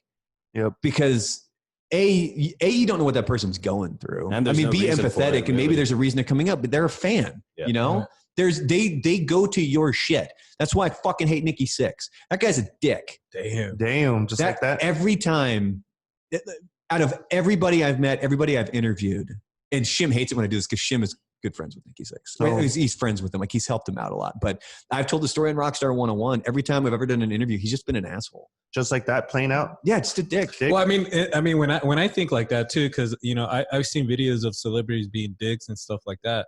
But then, like, I think I try to get in their shoes, and I'm like, it's a difference when you're dealing with somebody that you can't even take a shit with somebody fucking, like Eminem said, being outside the fucking door. Well, that's the thing. Hey, man, I give every celebrity at least one because everybody has a bad day. Yeah. And that's the thing where a lot of people, they'll run into a celebrity and they're like, oh, that person's an asshole. Well, how many times did you meet them? What were they going through that day? They're normal people. They're going through things. Like they have natural things in life that occur to them that you don't know about that they're dealing with. Hell, look at Chadwick Boseman. That guy was an amazing human being regardless. Nobody knew that dude was going through cancer. Until he passed. Yeah. So it's just, you gotta treat people as if, well, I don't want to say as if they're going through bad stuff, but you can't look at things so negative. Yep.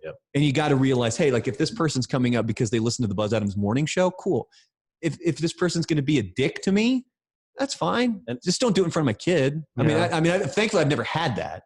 Good. But, and I also feel like you said, it could almost work like in a reverse way. Like you could have been on air that day and been like, dude, this is a fucking terrible show. Like we're not doing good. Like, it's been a bad day at the office. And then you go to your kid's like recital or whatever. And some guy's like, bro, your morning show today, fucking loved it, bro. Yeah. And then that's all happened. of a sudden you're like, oh, I guess we are doing good. Yeah. And that's happened where you feel like you're doing a bad show, but then somebody that day comes up and they say something to you and they're nice about it. It's like, well, thank you. Like, Dude, and that's why I encourage it. If you do, and it's for anybody on the morning show, all of us are open. Buzz, myself, Lisa, Joanna, we have no problems saying hi, having a quick conversation. I mean, I do realize that we do have things we need to do. Yeah. And that's where it can get difficult is if I have something I need to do, I don't want to be a dick, but it's like, hey, I got to go do this other thing. Is Buzz like that? Like I've always thought, it's just because like the character that Buzz is. Like, is he that type about being of guy open? That, he fucking loves it. Like if like a fan comes up to him and be like, hey Buzz, blah blah blah. Oh, he loves it. It's such an ego stroke for him. Your dick, man, there was a time when we were going to a beer fest, and he and I rode with him, and he and I were checking in at the gate as they were letting us into the parking lot. And as we pulled away, the window was still down, and there's two security guards, and you heard one of them go, "Hey, do you know who that was?" And Buzz looks at me and he goes. Like he was so happy. Like that's the cool thing, and that's what I'm telling you. Like I think I said this off the air of the podcast that he's a child in the good and the bad. And in the good stuff, he still loves getting compliments and getting recognized. He gets a kick out of that stuff. That's awesome. And that's one of the major positives of him. There's a lot of things in life where he just doesn't think twice about, like we were talking about how his house has kind of become a hotel. He never thinks twice about it. If you need a place to stay, It's there. there's a room. I'm going to hit him up. Hey, tell him we're gonna go crash his house tonight and party. Whenever my wife gets mad at me, I'm going to hit up Buzz Adams. Hey, can I come crash on your couch? Hey, yo, Buzz. He's probably got a spare room with a spare bed somewhere, man. Brendan sent me. Yeah, but it's cool that he has that kind of like, he's gotten to that point where he's comfortable with like being able to provide things like that to people that are around him. Like, hey, dude, like I have this house. Like, if you need a place to stay, like by all means, like feel free, make yourself at home. Like, I do think that's pretty cool. Yeah, I wish Chris was like that. Yeah, he's not like that. Well, a lot of people could be like, dude, fuck no. Like, I'm going home. Like, figure it out. No, he's super cool about it. He never questions it. It's immediate. If you got a place to stay, come stay with That's me. awesome. That's what's up, dude. All right. Learn So, from that, Chris, please. damn, we had some good ass conversation, Yeah, dude. dude. We already hit 50 minutes on part 2. Dude, That's Whoa. crazy. we could do this shit. All We could day. do this all He's gotta day. go to work, though. We He can gotta do go a to part work. 2 another time, guys. I got Yeah, more hell stories yeah, to tell. dude. There you go. Yeah, dude. For sure, we can always get another fucking podcast in because, like, Or me have and- them come in while we do a live session. or me and something. Misa talk about like how we know like the conversation's going good when like you fucking fly through 50 minutes. Yeah. And like you don't even realize. You forget that you have to look down at the time and be like, oh shit. It's the same thing with the morning show. Like we'll realize, and that's my job, is to be on the clock and to, gotta It's break. funny because all I Gotta hear is like break. Brendan's like, we gotta go on break now. Yeah. Break now, bud. And Brendan's like, He's like, are you guys watching the clock here, motherfuckers? Yeah, I'm like, break. But hey, it's because you're the one that's in control of that, so you have to like kind of like, hey guys. He's the host. I'm the captain of the ship. Yeah. In the sense that I'm the one that has to make sure that Yep.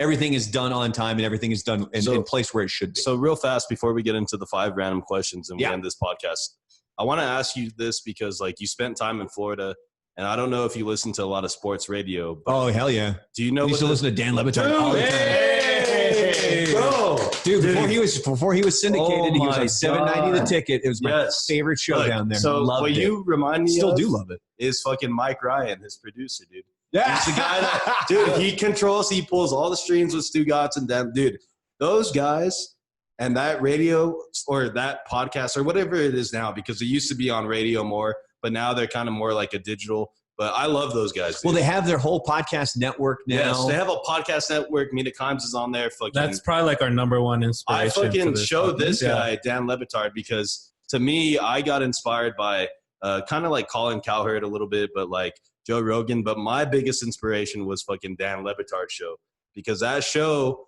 like is a fucking theater of the mind, dude. Yeah, I never got to meet him though. But Colin Cowherd, I worked with him actually. Really? He worked in Portland. Yes. He worked Yes, he's at. from that He part of worked on country. the sports station, and it was from there was when he jumped and made the leap over to ESPN. And then he had the herd. Yep. Yeah. Hey, Brendan's our bridge to him. Fuck yeah, dude. There you go. Yeah, but you know what? You only need 2 degrees to get to Colin Cowherd. Hey. I'm so fucking happy that he knows the Dan Levitard show, dude. Yes. Because I think it started right when I moved down there. I moved in 05. okay, so you got there and boom. And it was you fresh. have, there's 790 The Ticket and 560 WQAM. QAM was kind of the heritage sports station. You had, oh God, who were the guys on the air? It was, their whole lineup was just a bunch of old Jewish dudes. And it was hilarious because they were so funny, man. Oh, except Hank Goldberg. That guy, he kind of came off as a jerk. But the guy that was before, Neil, oh crap, I'm gonna space on this now. Neil Rogers, and he was like the guy down there. Like he was big time. And so you had QAM, and then you had 790 The Ticket, and that's where Levitard started. Yeah. And I would record their show and put it on CD and listen to it. Dude, that is wild. That's how much I would listen to Dan That's Levitard. how good that fucking show is. I remember when, before Mike Ryan was the producer, it was Mark Hockman. And Stu Gatz. And what was funny is this was when Levitard was really rising up in ESPN. And all of a sudden, he would have to leave for an hour to go do something for ESPN for, let's say it's well, they have that highly questionable show. well, he's got highly questionable now, but what's the pardon the interruption? Yeah, PTI. Yeah, so PTI, PTI. he would go do that with Will Bond or Yeah, something. Michael Wilbon. So Stu Gatz would take over, and fucking dude was so lazy. He's like it's but the way that they've developed that Stu Gott's personality has been brilliant. I mean, it's been amazing because back then it was just, oh, this guy's just lazy. Now it's, well, he's lazy, but that's his fucking thing. That's his thing. Because they would start that hour of the show, and he's like, "Oh, we're just there's a Stu Gotts, and we're just going to take your phone calls or whatever you guys want to talk about." And I'm like, "This dude didn't prep. Like, he doesn't have anything to talk about. That's why he's taking your phone calls." And it was the most awkward, the laziest way to do radio. That's when you get the best material ever. Like when but it was so bad. Yeah, dude. But no, like when you turn on sports radio, like. You want a host that has a direction, and they're going to you need to have some guidance. Not some guy that's just like, all right, guys, want to talk about? Phone lines are free. Light them up. Let's take your questions. Yeah, you get that dude that calls up and wants to talk about his fantasy football team. Exactly. It's like, he's like, I play fantasy football, but I don't care about your team. He's like, I got Pat Mahomes in a PPR league, and you're like, dude, he's a quarterback. PPR doesn't even matter. But anyway, and then they just ask for Dak. The game he went out, he caught that touchdown. Yeah, that's true. Oh, dude, that shit is hilarious. So I know how I was just talking about how nobody cares about your fantasy football team, but I had Dak Prescott this year. Dude, he was tearing the fuck up. But I also had Russell Wilson. Hey, that's my QB, Russell and Tom Brady. And my friend, actually, as a matter of fact, we were watching the game last Sunday, my father-in-law's, and as soon as the injury happened, he looks at me, he's like, fuck, can I have Tom Brady? I'm like, well, who do you got? He's got McCaffrey, who's also out. He's got some good depth. He's got some good wide receiver depth. So I'm like, well, I can pick and choose because you have no quarterback. Yeah. And he didn't think to draft a second teams? quarterback. It's 6. It's kind of small. Dude, that's a bitch-ass league. Bro. Well, because I'm in I've run the same 8-team league for about 13 years now. Dude, Brandon, I will officially invite you to play in our fantasy football league next year. It's a 12-teamer, PPR. I'm in. Dude, it's legit. It's gone on for the past 5 years. Everybody pays up, and it's competitive fantasy football. If Brandon is in, I'm in too.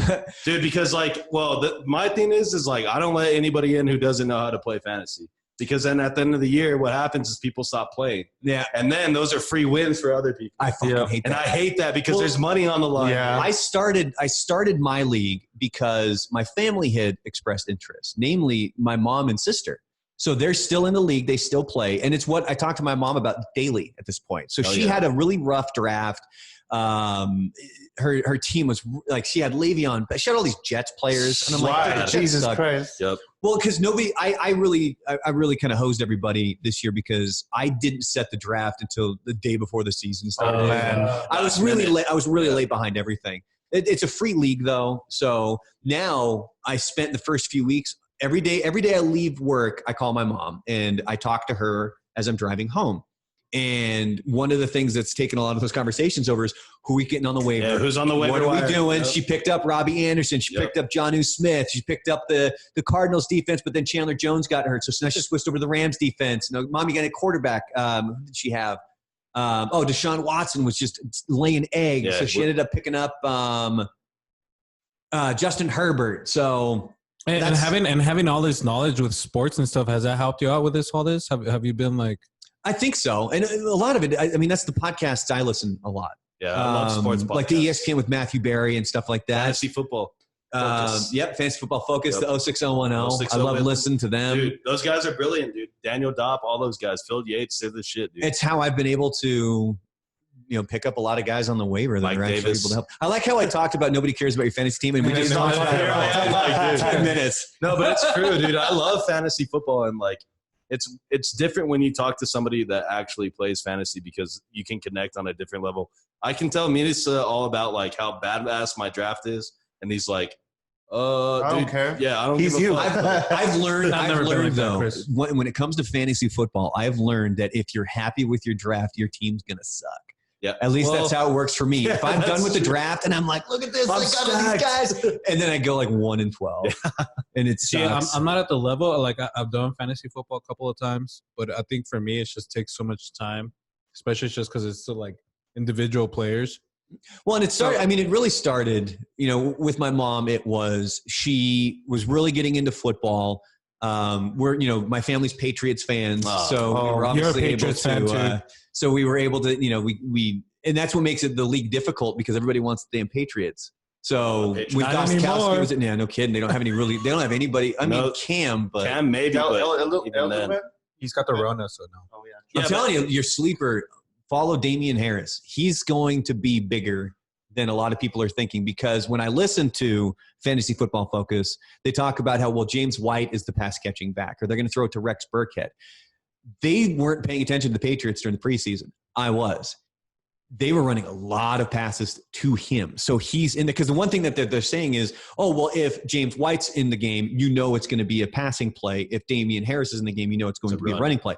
The Patriots have started to realize that. So the one thing you're probably going to start seeing is they're going to change it so he is in on more downs, passing and receiving. Yep. Or I'm sorry, rushing and receiving. And they still even have Sony Michel too. That he kind of fell off almost. Well, I mean, he had that huge day and then he got hurt. He's on IR. Hey, while we're on this NFL topic, real quick, who is your Super Bowl pick? If you could pick one right now, dude, this is so hard to do right now. I know it's early, but if you could, most people are like, oh, the Chiefs. Because they brought back all that talent, but a lot of people forget how difficult it is to repeat because everybody's bringing their A game. Yep. And a lot of people forget that Lamar Jackson's. You got the Ravens, the Packers. I think the Packers might be. Seattle's defense. I don't think their defense will hold up. Dude, Russell, big play Russell, bro. You can't count that guy out, dude. Nope. But see, that's where I'm going with the whole fantasy football thing. So I had both those dudes. I had Russell Wilson and Dak Prescott. And I never make trades because whenever I make a trade, somebody gets hurt. I made a trade. I traded Russell Wilson. Oh, my God. Why would you do that? Oh. Because I needed, that's the thing is I've got in the ESPN league I'm in, they're the top two quarterbacks. Yeah, dude, so I went through the league and I looked at it and I saw that my sister needs a quarterback. She was rocking Carson Wentz. Oh, get out of here. Poor girl. So I told her, I was like, hey, I'm gonna send you a trade. And she said, oh, well, just send whatever and I'll accept it. Because the whole thing is I don't want to screw her over. Yeah. I want it to be a good trade. Be a balanced trade. Yeah. So I sent Russell and who's the tight end that I sent over there? It was Ingram from the Giants. Oh, Brandon Ingram. For Travis Kelce and Antonio Gibson, the running back for the Redskins. Because I wanted the number one tight end. And in the back of my brain, because I made this one trade years ago and I got Andre Johnson and I fucking trade raped this dude because it was after Mike Tolbert scored 3 touchdowns opening week. So everybody's like, oh, Mike Tolbert, when he wasn't even the main back in Carolina. Yeah, he was just getting the goal line work. He just fell into the end zone 3 times. So I made this trade and I was like shining in this trade. And then Andre Johnson pulled his hamstring and he was out like the rest of the year. You're just like, damn. So I'm like, God. So when that happened with the Cowboys is I was in our kitchen and my wife and I were watching the game and she never really pays attention. It'll be on and every now and then, but she's really involved in this game. So as she's sitting there, all of a sudden I hear, I think he's hurt. Oh my God, is that an injury? That came later. She goes, is that her? Is that it? Oh my God, is that his shoe? Is that his shoe? She goes, did his shoe fall off? And so I went over there. And then you look at Dak and I'm like, my gut. And so this is how awful I feel. And apparently how my brain operates. My first thought was I fucking did that to the guy. Because I made the trade and somehow the universe hurt him, which I feel awful for. Because if you know Dak Prescott, he's never hurt, but he's also just an amazing human being. He's a good guy. Like that's one of the things that I really have props for that dude is when he came out and spoke out about mental illness and depression and things like that. That's something I gravitate towards, man. Yep. If you're able to talk about that stuff, that's a big deal, man. Especially when you're in that position where you're supposed to be the machismo, like nothing bothers me. I play football. Like I'm tough. You know what I mean? And then that guy comes out and it's like, dude, like mental health is something you need to fucking think about. Yeah. You know and seeing that shot of him with the tears in his eyes, with the towel being carted off, just it's gut wrenching to me. So, Dak, I know you're hearing this, man. I'm telling you right now, we wish you nothing but a speedy recovery and the best of luck. And I apologize. I will never. Well, no, I didn't trade him away. I kept him. Keep him. But your trade. My trade. Yeah. See, that's the thing. So, because I went from having the top 2 quarterbacks in the league to then having to get Ryan Tannehill off waivers. Oh. Hey, well, who, by the way, the Dolphins are still doing pretty good. He's a Titan. Oh shit! I forgot. If you want a hint, they looked it up on Fantasy Football Focus. Since he took over Week 7 last year, he's the 3rd highest scoring quarterback for the franchise. For Fantasy Football Focus. Since Week 7 of last year, top scoring. He's the top 3. He's a top 3 quarterback in that time. Yep. Dude, I love fantasy football, dude. I fucking do. And like I nerd out about it. And that's why I have that 12-team league, because I found that many people who love to play. And honestly, this year I was kind of concerned, dude.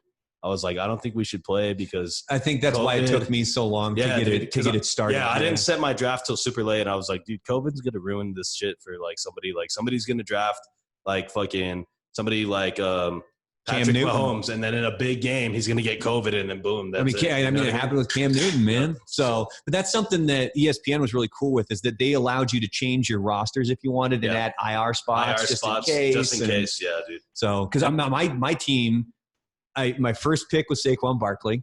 Hey, Michael Thomas over here, dude. I had Austin Eckler hurt. Gone. Dak was my quarterback. Gone. God.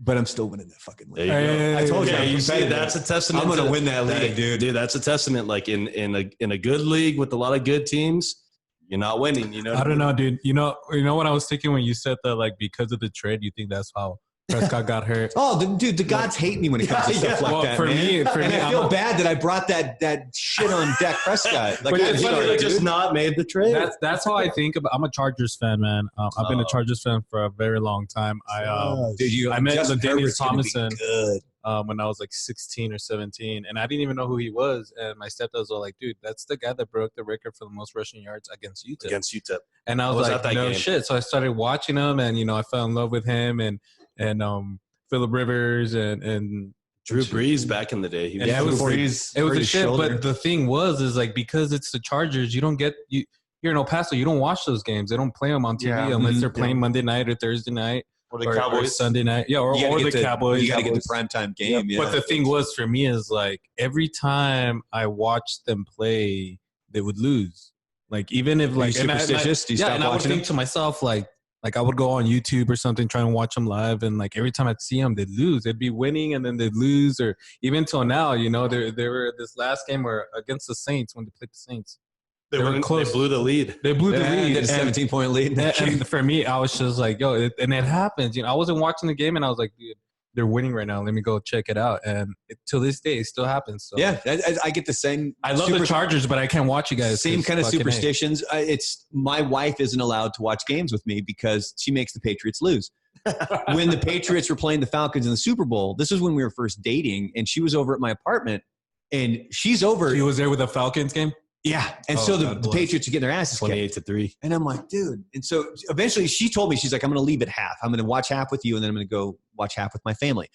Man, the minute she left was when the Patriots started to score. Like seriously, she didn't leave at halftime. She left at the almost the end of the third quarter, which is when it was 28-3. Yeah. Then Patriots play the Eagles in the Super Bowl, and they lost. I watched that game with her. The following year, Patriots play the Rams. I watched it by myself, and they won. Wow. That proves it right there. That's proof. Guys. Yeah. Proof. Oh, I blame her too because she washed my jacket, my Patriots jacket. She wore it when the Patriots beat the Steelers in the playoffs. She wore my Patriots jacket. This is when we were first dating. And then she took it home and washed it. Oh. And I'm like, you just washed off the winning. What are you doing? I'm not going to know. And she thought I was joking. You're I'm a like, devil woman. No. Tom Brady's gone. You don't do that. Cam Newton's got the Rona. Yeah, it's terrible. Dude, it's crazy how this just developed into a full-on fucking NFL and fantasy. I love it, dude. I love it, dude. At the end. That's what's up. The only one that could do it is Brandon. Everybody else is Dude, I'm so here for this conversation, dude. I love that shit. I'm ready to go for another 4 hours. All right, we'll do a part 2 sometime, man. Yeah. If you guys are hurting for guests, let me know. I mean, I live maybe 5 minutes down the street. Hey, there it is. There it is. There you go. That's why when we have a list of guests, but we could just jump you up anytime you want. Whenever you want. You want to come back tomorrow? You want to come back after work? We'll watch the games live. That would actually be pretty entertaining. That would be pretty cool. All right, so let's do the 5 random questions and we'll wrap this shit up. Fucking dude, we've went over an hour. Yeah, on that's the first good. half, on the second half. That's good, dude. That's how you know. Yeah. Flying. Okay, guys. So 5 random questions. What we do here is we bring on our guest, which in this case is Brandon. And we ask him 5 random questions to kind of get to know them a little bit better. So are you guys ready for 5 random questions? Misa, are you ready? Yes. Go. Let's go. Brandon? Let's do this. Let's do it. Okay, question number 1. how many emails are in your personal email inbox? So I'm going to scroll over to my Yahoo app. Total or, Yes, or total. unread? Unread. Okay, Oh my god, dude! The last time we did this was Last time? episode 13. Yeah, I had like something like 35,000. Right now I'm at 42,453 unread emails. Yeah, I'm at almost 16,000. Unread? Unread. God bless. 16,000. I'm at 14. I'm I 14. opened my I have mail. 2 personal emails. Should I add them together? Yeah. I have work and I have 2 other emails. Yeah, Yeah, add I'll them do it. together. Whoa. 1. I can't take the notifications. Like that's the thing. Dude, I hate it. I just If turn I it off. see them, just turn it off. I delete the emails. I just Yeah. go through. For me, I just feel that like email is just like dead already. Like it's Not old even. school. Like Well, I mean, when it comes to businesses, that's all it is. It's like Email. send it. yeah, to, when to you're in a email. work environment. and work it's environment, email. but It's a professional way of communicating with But somebody. yeah, dude, like I have experience. I have 2 unread emails. That's it. Yeah. I have 14. one Dude, of I them is have- probably dude. me. Okay, so so all this means is that my email address has been shared liberally to all these fucking like websites that are just bombarding my shit. I have 42,000. That's like unread. Buzz's email, man. Ridiculous, dude. Jesus Because Christ. he only has his work email, and so that's where he signs up for everything. So when he comes back from vacation in a week, Boom. he's going to have thousands of unread emails. That is crazy. And then Like, people I feel wonder- like I don't have time for that shit. But then people wonder why when he comes back. Like, oh, you didn't see my email? I sent it last Wednesday. Like, Well, because it's buried beneath 1,500 other emails, man. He's not going to see that. It's yeah, like, hell yeah. But you know what? I've gotten into that where like I'm waiting for an email from someone, and I just forget that I don't check my emails, and then I look and there's like 15,000 emails, and then I go like, and it's just like 1,000 in one day, and I was like, holy fuck, you know. And I'm waiting, I'm looking for this email, and it takes me 3 days to find it, and then by the time I found it, it's too late, and I'm out of a job. expired. You lost your job. Yeah, it's like job that. offer. Question number 2, Brandon. Do you like spicy or regular ketchup better? Or if you don't like Spicy. I hate regular ketchup. there you Regular go. ketchup is disgusting. Whataburger. Yes, that's Whataburger. the only kind of ketchup Oh, I'll yeah. ever You know eat. they So what sell did it you- at Walmart? Uh-huh. Oh, they Oh, do? yeah. Yeah, dude. Oh, yeah. Yeah, you can take it to your house, man. Yep. That's what I got. But of course, we get so much when we're there. I'm over here like Yeah. collecting their shit. Yeah. Asking for extra. More. Just look for the More. black packet, man. Yeah. just ask them, hey, let me get about 3 or Let me 4. get the box. from Especially the- when I go to work and I have lunch and I like to take the ketchup. It's like, dude, packet already set to Let's go. Yeah, that's the only ketchup. that I'll eat. Seems like Whataburger, congratulations, you got me to Yeah. eat ketchup. Seems like we're all on the same page with that one. So Shout out to question Whataburger. number 3. Don't shout out don't to say anything Whataburger. about steak pitos because I'm gonna walk out. Do you like steak pitos? Bitch, shut the hell Like up. Dude, what? no. We No, gotta remember, no. he's not native. Oh, El he's not Paso. native. He's not. Yeah, So what is this? Steak Pitos was a Help this white boy out. What? okay. So Yeah. Steak Pitos You was don't want like to a, hear about steak pitos. Steak Pitos was like a Subway, like a local Subway that was super fire, and there's still one on the east side. I highly recommend Yeah. you go Yeah, get. there was like 5 of them Yeah. like 10 years ago, and now there's like Just only the one? because they Misa, suck so bad. yeah, That's Misa why. hates on him, and he tells me not to bring him up in the podcast, and then he brings it up in the No, podcast. because I know your ass and you do it on No, I purpose. wasn't to going piss me to. off. We've already You been on here for an hour and 40 minutes. No, I have dude, not brought it no. up. Yeah, because now And we're in at the final very thoughts. end, Joe's like, Dude, this motherfucker has done it enough to where like he does it so I could get mad enough Hey, to where he can You know kick what? me out. Next time we have you on the podcast, I'm buying steak pitos for us. I'm down. You can Cool. eat those. Yeah, you can eat those whatever the goldfish fuck if you want. want. Dude, Or it that's could all I be a- get. You see this? This is all I get. Or being it could be a hospitality. punishment if you guys do a bet. You got to Oh, eat steak pitos. yeah, if you there we win, go. you get it. I love it. Dude, I can never imagine a Not life eating. where steak Pitos would be a punishment. No, Yeah. your punishment would be like something from Chico's that you don't Hey, like. eat a home cooked meal, Chris. Hey, thank you. Yes. All right, question number 3. Do you sleep with the TV on, Brandon? No. Okay. thank Well, God. it depends. you At fall night, asleep with it on? no. At night, like I'll have my tablet and I'll be zoning out to that a little bit. But I got to have complete darkness Dude. to fall asleep at night. But Me during too. the day, I'll have the TV on. As I'll get home from work at 10, go to sneak in a quick nap, and I have different shows that are my go-to shows because I've already seen them. So I click that on. They're still entertaining, and I don't mind falling Yeah. asleep to it. It's You're like, I already know what happened. right now. It's This. Brooklyn Nine-Nine. Okay. So Oh, I love that show, dude. Brooklyn Nine-Nine. I fall asleep. When I go to sleep at night, I have to have TV on. And True. good thing I I set used my. to. I used to. I can't do that, I dude. set up my TV to turn off by itself, Mhm. and it's what's always playing? That 70s show. Dude. Yeah. And It's dude, always I just used, on there, I and used I'm to just do like, that too. I used to do that too until I moved in with my wife, and she kept saying, "Turn that shit off." Oh, see, I'm in I bed. turned that shit off. Usually, I'm in bed about 3 hours before my wife. There you go. Because you have to wake up Comes to super bed. early. Yeah, I go to bed at 7. Really? Every day on the dot? Or do you kind No, of well, stay up and I mean, party the- till 8? Like one of the things that I've always had trouble with is sleep. Like in my adult life, for some strange reason, man. Me too, man. And that, again, going back to all the stuff we were talking about earlier, like with anxiety and depression, these other things, sleep was a big factor in that. So diet, exercise, and sleep are so goddamn important to people, man, and they don't realize that. So the first thing you got to do is get on a schedule. You have to. Every night, same time. But the problem is for me, I'm not going to go to bed at 7 o'clock tonight. Yeah. Like I don't have to get up at 3 o'clock tomorrow morning.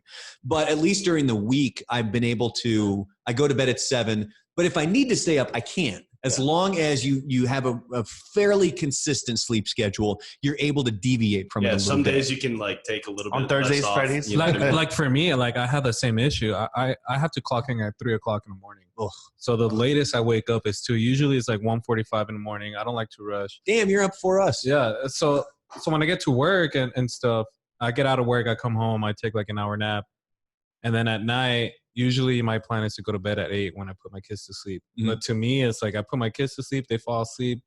But for me, there's something in my brain that's it's like party time, baby. No, Let's no, go. not just Now that, you get but it's alone like, time. like not just You can not hang just out. alone time, but it's kind of like it's only 8 o'clock. Like I feel like I'm wasting my time. I'm tired. I'm sleepy, you know. But I have to go down and at least watch the news or watch my Netflix show. Get on or Warzone. Play on Warzone. and then when I do that, it's like next thing you know, I look and it's 11 o'clock at night, and I'm like, holy fuck. Well, see, that's the thing. Like, if you can get yourself to do it, just go lay in bed and do it at the same time every night. Keep the That's lights the first off. step. And it's like anything. You have to work in a progression. You're not just naturally going to form a complete. I've gotten to a sleep point where schedule. like I have to choke myself out. Like, I lay down there and then I wait till my kids fall asleep and then it's just like, all right, night, Misa. No, I really do. I hope you think don't have what- like David Carradine, man. Yeah, no. What you need to do is pay attention. You need to to what he's meditate. telling You need to meditate. And it's all about progression. I'm just scared that I won't let go of myself sometimes. Yeah, because what Like I your have, hand locks in that I position. have to have my room pitch fucking black to fall asleep, bro. Yeah. Pitch black. Like I can't even see my hand in front of me. Like it has to be that dark. He wears those Yeah. things you put over your eyes. Dude, He's I got will, his- dude. Because face if mask? any little fucking like light or anything, I fucking wake up, dude. I'm a terrible sleeper. So, anyways, guys, question number 4. These What- conversations just keep going. So Yeah, long. they just keep going. I love it. Question number 4: what type of socks do you prefer? Are you a low cut guy? Low cut. You like okay. I like Oh, I really? like both. I like both. I can fuck with both. No, It you can have depends, man. low cut black. Like That's it. Low cut, no show, or No just show. like- Look, No, sure. you got the show, but as long as it's low cut and they got to be black, you're not gonna catch me on Yeah, some but white see, socks. for me, that's how it was before. But now that I usually wear boots, it's like I can't wear Well, those low cut. Yeah, Yeah, 'cause because if you're you're wearing sweating. boots, you got to wear something. gotta that's wear gonna the cover higher your ones. ankle. Yeah. I get them all the way to like to my thigh. Those are the schoolgirl styles. Jesus Christ. Christ. Tights. The tights. Them tights. You know? And they make me feel like I could run so fast for some confusing. reason. I don't know why. It's like aerodynamic. It's just like ready to get this shit done. Okay, question number 5, final question of the 5 random questions here. If you can only eliminate one genre of music, Brandon, which music is it going to be? I'm Or which eliminating genre? one. Yeah. Normally, I would say country, but Breaking my heart, bro. well, that would have. Here's the thing. That would have been my go-to. Hard rock. But Like heavy I can't metal. say that anymore just because my mom listens to it. And I don't want to take that from her. Heavy metal. No. Gospel music. The blues. Oh, see, that's, fuck I don't. with blues. I don't think I can get rid of any music. Trap. All music is necessary. Yep. That's true. That's true. Because All I music is think I necessary. think that music brings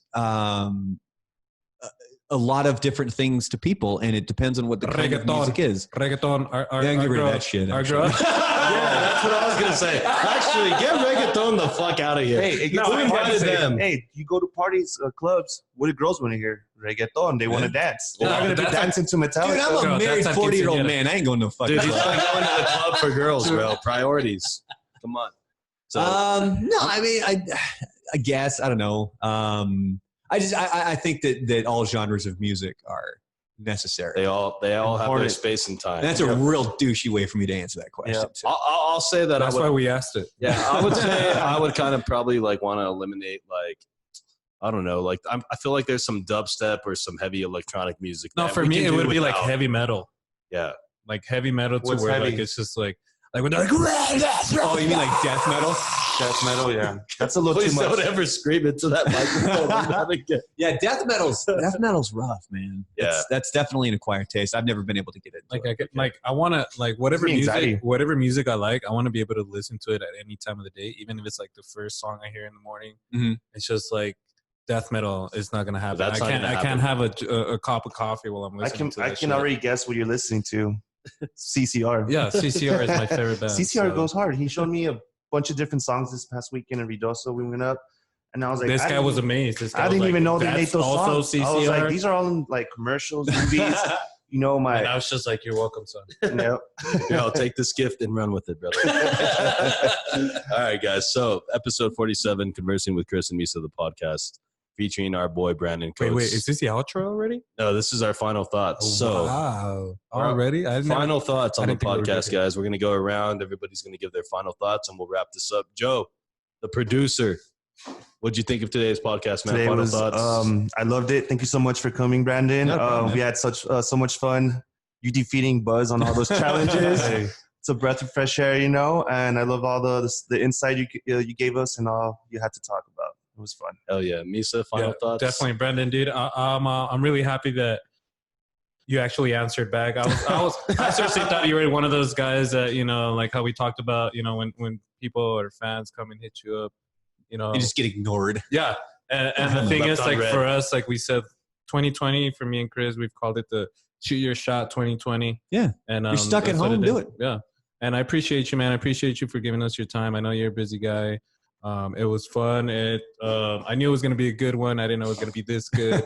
I appreciate you very much. Everybody listening, guys, make sure if you guys don't listen to the Buzz Adams Morning Show, make sure to take a listen, and then you'll know who's here right now and why we invited him.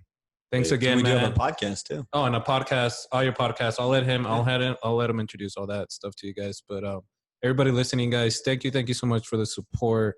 Make sure to stay safe and stay fresh. Chris, it's always a good one. Joe, you did it right, better than yesterday. Keep it Way better than yesterday. Yes, thank you. That's what's up, dude. Thanks, Misa, for that. So, Brandon, final thoughts on today's podcast, man? Well, I'll do the quick plug if you guys want. Yeah, So I do do the have plug. Rockstar 101. That's the one that I do with Shim. He's the former lead singer of Sick Puppies. You've heard Sick Puppies before. Yes, if you anybody have, out there is like, who are definitely. Sick Puppies? You've heard it. Yeah. I remember I was in Walmart one time and their song Maybe came on. Yep. And I recorded it and I sent it to him.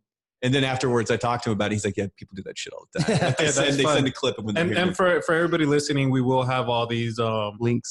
links and stuff up for you guys too. Yeah, you can find it. You can find it Spotify, Apple, Google, doesn't matter. Shim's YouTube page. That's where you can actually see the videos and stuff.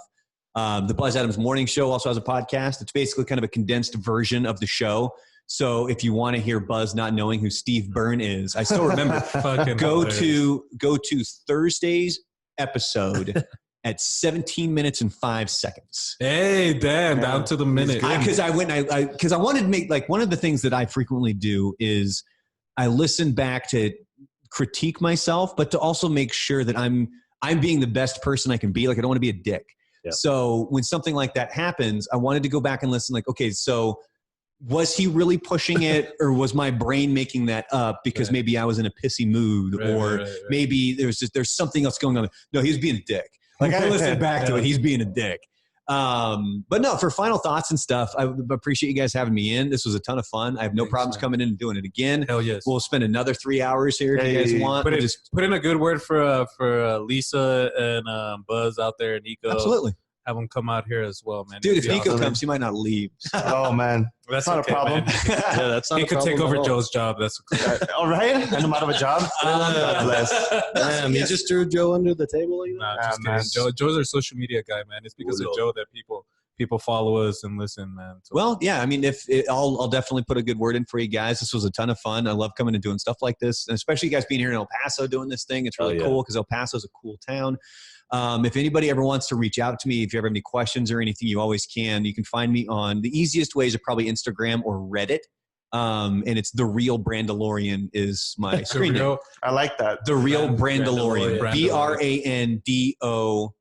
BRANDOLORIAN. I love that shit. So it's The Real Brandalorian. So if you ever have any questions about radio, apparently fantasy football, because we can talk Hey. that all you want. Oh, yeah. But also more importantly too, if you're ever going through some shit, if anybody needs help with anything, if you're noticing depression, anxiety, sleep issues, whatever, I'm an open door, and I'm more than happy to help people because I've been through it. I still go through it on a daily basis, and I don't want anybody to think they're alone because you're not. Yeah, and that's never alone. And that's one of the difficult things is taking that step. So if anybody ever feels the need, even to ask a random ass question, if you want to know which socks that I like, if I want like ankle or knee high, you're more than welcome to reach out to me and ask me that. Hey, stuff, shout out man. to Brandon, man. Oh, yeah. We need a lot Brandon. more people like you. But I think that's amazing, especially for somebody in your shoes on what you're doing in the job. The fact that you're willing to listen to anybody like that, I think that's fucking awesome. Let's give him a round of applause. That's a very big deal in my shoes. Yeah. I think you're a hero. You're a legend. For that. I wouldn't go that far. I would. But the one thing I do have to say though is if you've reached out to us through Facebook on like the KLAQ page or things like that, sometimes those messages, we don't see them. So that's why I want to make sure, like, if you are trying to reach out to us, you can reach out to me directly. Because I was flipping through today. We were going through our emails and how many unread emails you have. There was a shit ton of messages just because nobody's had time to really go through them. That makes me feel even more lucky at the fact that you were able to reply back. You shot your shot at the right account. Right, dude. Right at the right time. No, I think it was because his wife was there and he's all like, hey, somebody messaged you. You better answer back. And Brandon's like, fuck. Who's that? Misa, is that a girl? Who is this? Is that a church? What the fuck Is that a church? Is it Catholic? It's a Catholic. I go to Catholic church now. It's all in Spanish. I don't know what they're doing. No sé. You don't know any Spanish though, real quick? I'm learning it. My wife was born in Juarez. She moved here when she was 6. Her mom only speaks Spanish. So when I'm around the family, I'm learning more. I can understand it a lot better, but speaking it is still like I'll mispronounce something and I never hear the end of it from my wife and kid. Because with my kid, she obviously speaks both. Yeah. And she also is in dual language in school. That's good. So that's, one of the big things that we're pushing with her as well. So I'm trying. There you go. I use my Google Translate app a lot where if I'm sending a text to my mother-in-law, I type it in English and then it translates it for me. Or if my kid brings home Spanish homework, you take your phone, you just scan it. No, you don't even just hold it over it and it translates in real time. Whoa. It's fucking nuts, man. And you can do it with all kinds of different languages. So I'll be looking at a word problem in Spanish and it translates it to English. Yeah. Now this gives me an idea of getting guests from like around the world now. Yeah. We don't even have to like speak the language. The language will just translate it live. Speaking of that, we were trying to set up an interview with The Who, the band from Mongolia, but it was going to be too tough. Like it was going to be over Zoom. Yeah. And it was going to be, we would ask the question, the translator would then translate it, and then they would answer it, and then it would come back. And so we're still going to try to do something with it. But we had them in the studio one time. Those guys were cool as hell. That's what's up, dude. Fuck yeah. Those guys were super cool. Hey, if you guys want Chuck D. Brother, that guy's my best friend. Dude, Chuck's hilarious, man. Hey, Chuck's is great. A man, dude. Chuck is a man. Go back and check out this episode, or Chuck's episode, guys, if you guys haven't checked it out. That shit was a lot of fun. Episode 45, guys. Episode 45. But yeah, Brandon, thank you for being on here. I do have one final little question for you. Yeah, long answer then coming. It's just kind of like a personal question from me, and I know kind of the podcast is kind of would want to ask this, but what do you think we could get better at as a podcaster? Like, what should we like work on improving? Just coming from somebody that's in the radio business. Yeah. I don't know, because you guys got a really good setup here. I would pay attention to what you're saying more, as in filler words. I hear like a lot. Yeah. There you go. That's something that pops up frequently. And I do the same thing. Like that's something people naturally do, where if you're thinking and something comes up where you're saying, have you ever played the game? No. You give somebody 15 seconds, you give them a topic, they have to speak for 15 seconds on that topic without saying And I do this with my kid because my kid says like all the time. I think that's probably why it stuck out to me, because it's something that I'm getting with her about, where I'm telling her, avoid saying that, because it makes you sound dumb. No, I'm kidding. No, it does. It does. And like in some ways, like now for me, it'd always be like when it would be our final thoughts. For me, I'd always be like, and actually right now, I was trying really hard not to say, like. But it takes time. It's not a light switch. That thing's never going to go. Yeah. Meditate. It's never going to go away immediately. It's just something that you need to be aware of. It's a crutch, and it's something that I've had to deal with. I mean, I've had tons of crutches. That's a really good tip. Yeah, that's a great critique right there. Yeah, and that's definitely. something that like I've tried to work on. Yeah. Is just being more concise with my words. And when earlier we were listening to some of the podcasts, and there was one part where I was fumbling all over myself, like it blah, blah, blah, happens. blah, yeah, you know what I mean. So I'm really glad that that's something that we can improve on, and I'm glad that you pointed that out because Who else would have pointed that out? yeah, nobody else has pointed that out to us. Yeah. But it's something that is really important for sure. It is. Well, but the thing you need to be careful about is as you're almost trying to tell yourself, don't say like, or don't say or don't say you need to be careful about then sounding like a robot. Yeah. Because you're going to be too planned. Like you're reading off the a best script or vibe something. that you guys have going is we're at what, an hour and a half now here on part two? Part two. Because it's been a fun, natural conversation. And you don't want to lose that. Yeah. That's what makes this good. That's what makes it entertaining. It's almost like the authenticity. Like It's a conversation. It's Exactly. like with the Buzz Adams Morning Show, where it's Barstool Talk Daily is what we call it. So it's truly, what would it be like if the four of us were at a bar, hanging out, shooting the shit? It's kind of the same thing with you guys. It's three friends. You maybe have a guest in or you don't, but it's just a natural conversation that you would have. We spent 20 minutes on fantasy football because it was out something of nowhere. There was something And we that we spent were like an interested hour in. in our break doing all this. Yeah, and so that's hilarious. it's something to be aware of, but make sure to anticipate that, and it's most likely going to happen. Is one of the difficult things is as you're learning broadcasting and going through a lot of this stuff, people will warn you, hey, look out for this, but they don't tell you about the next step that might affect that, and it takes you by surprise, or you don't catch it. I had a real tough time when I was on the air in South Florida. I sucked. I was the night guy, and the only reason I was the night guy was because I was also the production director, and they were able to save money. I was terrible. I'm willing to admit I did not sound good. I was Two Planets, the new 93 Rock, South Florida's pure rock state. It sounded awful. I mean, even your voice changes. Monotone. See, yeah, it was not good. Except I think I normally would try to go more down like this. Well, Brandon, like I've said, like, thank you. Like what you said is like the best like shit that I've ever heard. And like, I hope everything goes out well for us. And like, thanks, man. Appreciate Not a you. problem. But that's just be wary of it, but also know that even if it doesn't, or if it does happen, you're not a failure. It doesn't mean that you've done it wrong. It means you're progressing naturally. Yep. And It's just that you suck, but you could get better. no, it just means you're human. And it's one of those things that if you can anticipate things that are going to go wrong, even if they still happen, that's life. You can't anticipate everything, but still learn from it. Yep. Yeah, I think the most important part is, like you said, you got to take the lesson from it, Yeah. If you don't learn anything, then Because I used to be horrible at that, where if I was trying to do something and I would anticipate what could go wrong and that thing still went wrong, I'm like, I'm a failure. Like this, I can't, like, how did I let that happen? I planned for that and it still happened. still happen. Yeah. You can't plan for everything. You never know what's going to happen. So Like even those as shitty segments that Chris comes up with. so even if you're planning, hey, I need to watch myself and how I say or or like, and Brandon even told us, make sure that doesn't turn you into a robot and you still start and you kind of sound like a robot a little bit. You just got to roll with it and realize it's not the end of the world and just and adapt. And adapt. Next time will be better, hopefully. Hey, dude, you know Yeah, what? I'm always. feeling really good about this. Thank you. Thank you, No Brandon. problem. Hell yeah, Brandon. That's Fuck a really yeah. good one, man, because without us even thinking about it, like we have thought about it. You hear it. We go over the video and stuff, and we hear ourselves and Start things accounting. Play the drinking game. Oh, dude, I Hey, would there be you go. completely wasted by the end of one We episode. wouldn't have enough beers. I started doing that with my kid when she would You had tell me something. That's a drinking game. Where I would Take a count shot. them, and it would frustrate her early on because she wasn't able to fix it. And then that's when I had to tell her, that's fine. You're not going to fix it immediately.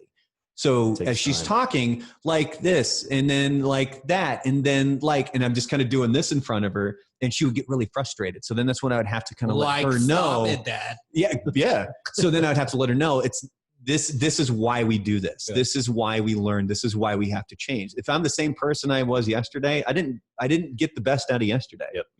Yep. You didn't, like you said, you always got to take that lesson, man. And that's where we're at too. So thank you again, dude. My final thoughts on today's podcast. Number one, thank you for being on here. Joe, dude, you're turning into a fine producer over there, man. I'm proud of you. I'm Joe. gonna start waking up super early in the morning, catch them, see what they're doing. There you And it's go. even better because it's live. I work from home now, Get so up early. Just listen to the podcast. Yeah, dude, it's on demand. You don't Yeah. need to wake up early. Yeah, No, but it's cool because you could interact when they go live. yeah, when they go live. Yeah, we're on Facebook. Joe's If like, you- I just want to be part of the live stream. If you want to tune in to the Facebook page, just go to Buzz Adams Morning Show on Facebook. And I'll then do when that. we're broadcasting, we're live on Facebook, and there's the chat there. I always share it though. Every single morning I've been sharing it for the I'm gonna past start few so I months. can see, yeah. kind of learn from you. There you go. There you man. go, Joe. There you go. Get I'm some proud of you, get dude. some I'll give you another influence. chance for sure. Yeah, get some influence. Yes, Take like some how Chris notes. did It's that Tiger Woods fist Oh bump. yeah, he's like, Get you All a right, red guys. jacket. So, this is episode 47, Conversing with Chris and Lisa, the podcast featuring Brandon Coates. This was a good one. This was a long I one. love it, dude. This is probably the top one. But there was a lot of good stuff in here. And like I said, thank you for coming through. With that being said, guys, we're going to go ahead and wrap up the podcast. Make sure to follow us on Facebook, Instagram. Give us a like.